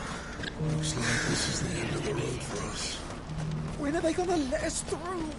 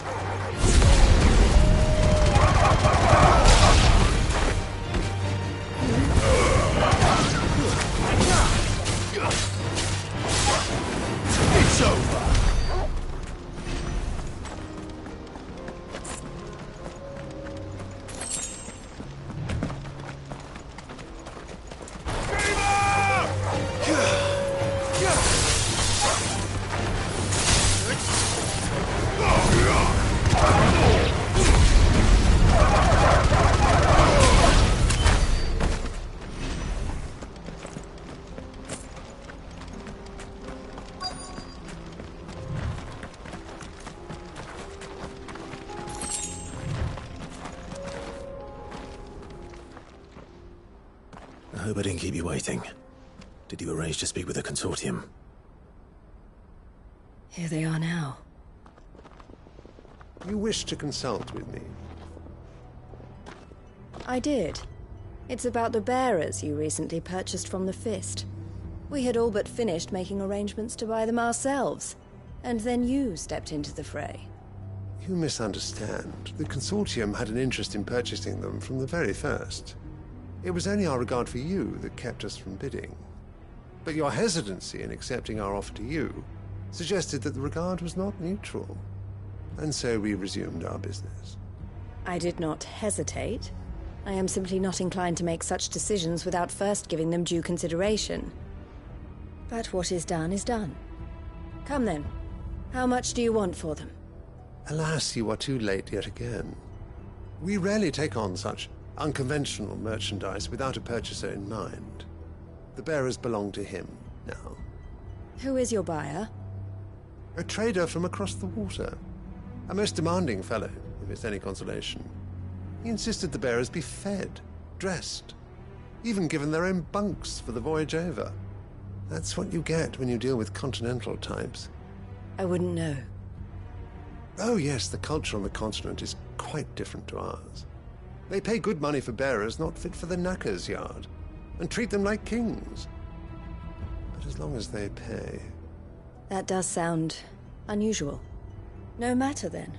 If they've already left our shores, there's little that can be done. Allow me to withdraw my interest. And with it, My interest in joining your organization. My associates will be sorry to hear that.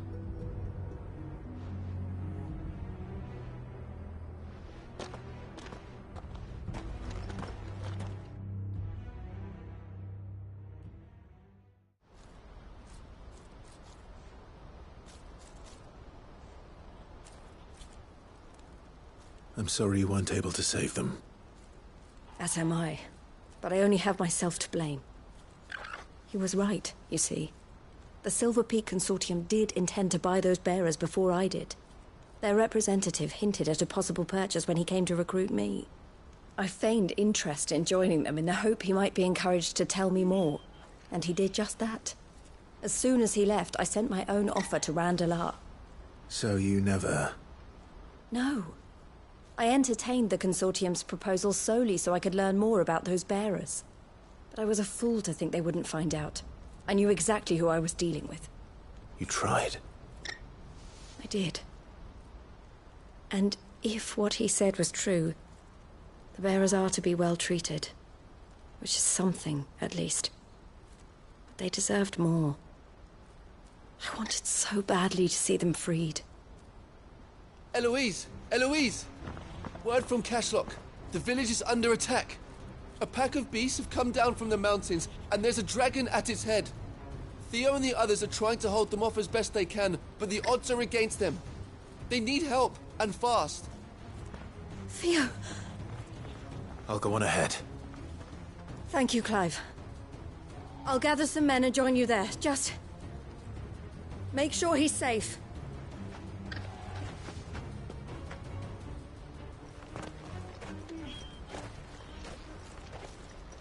Hold on, Theo.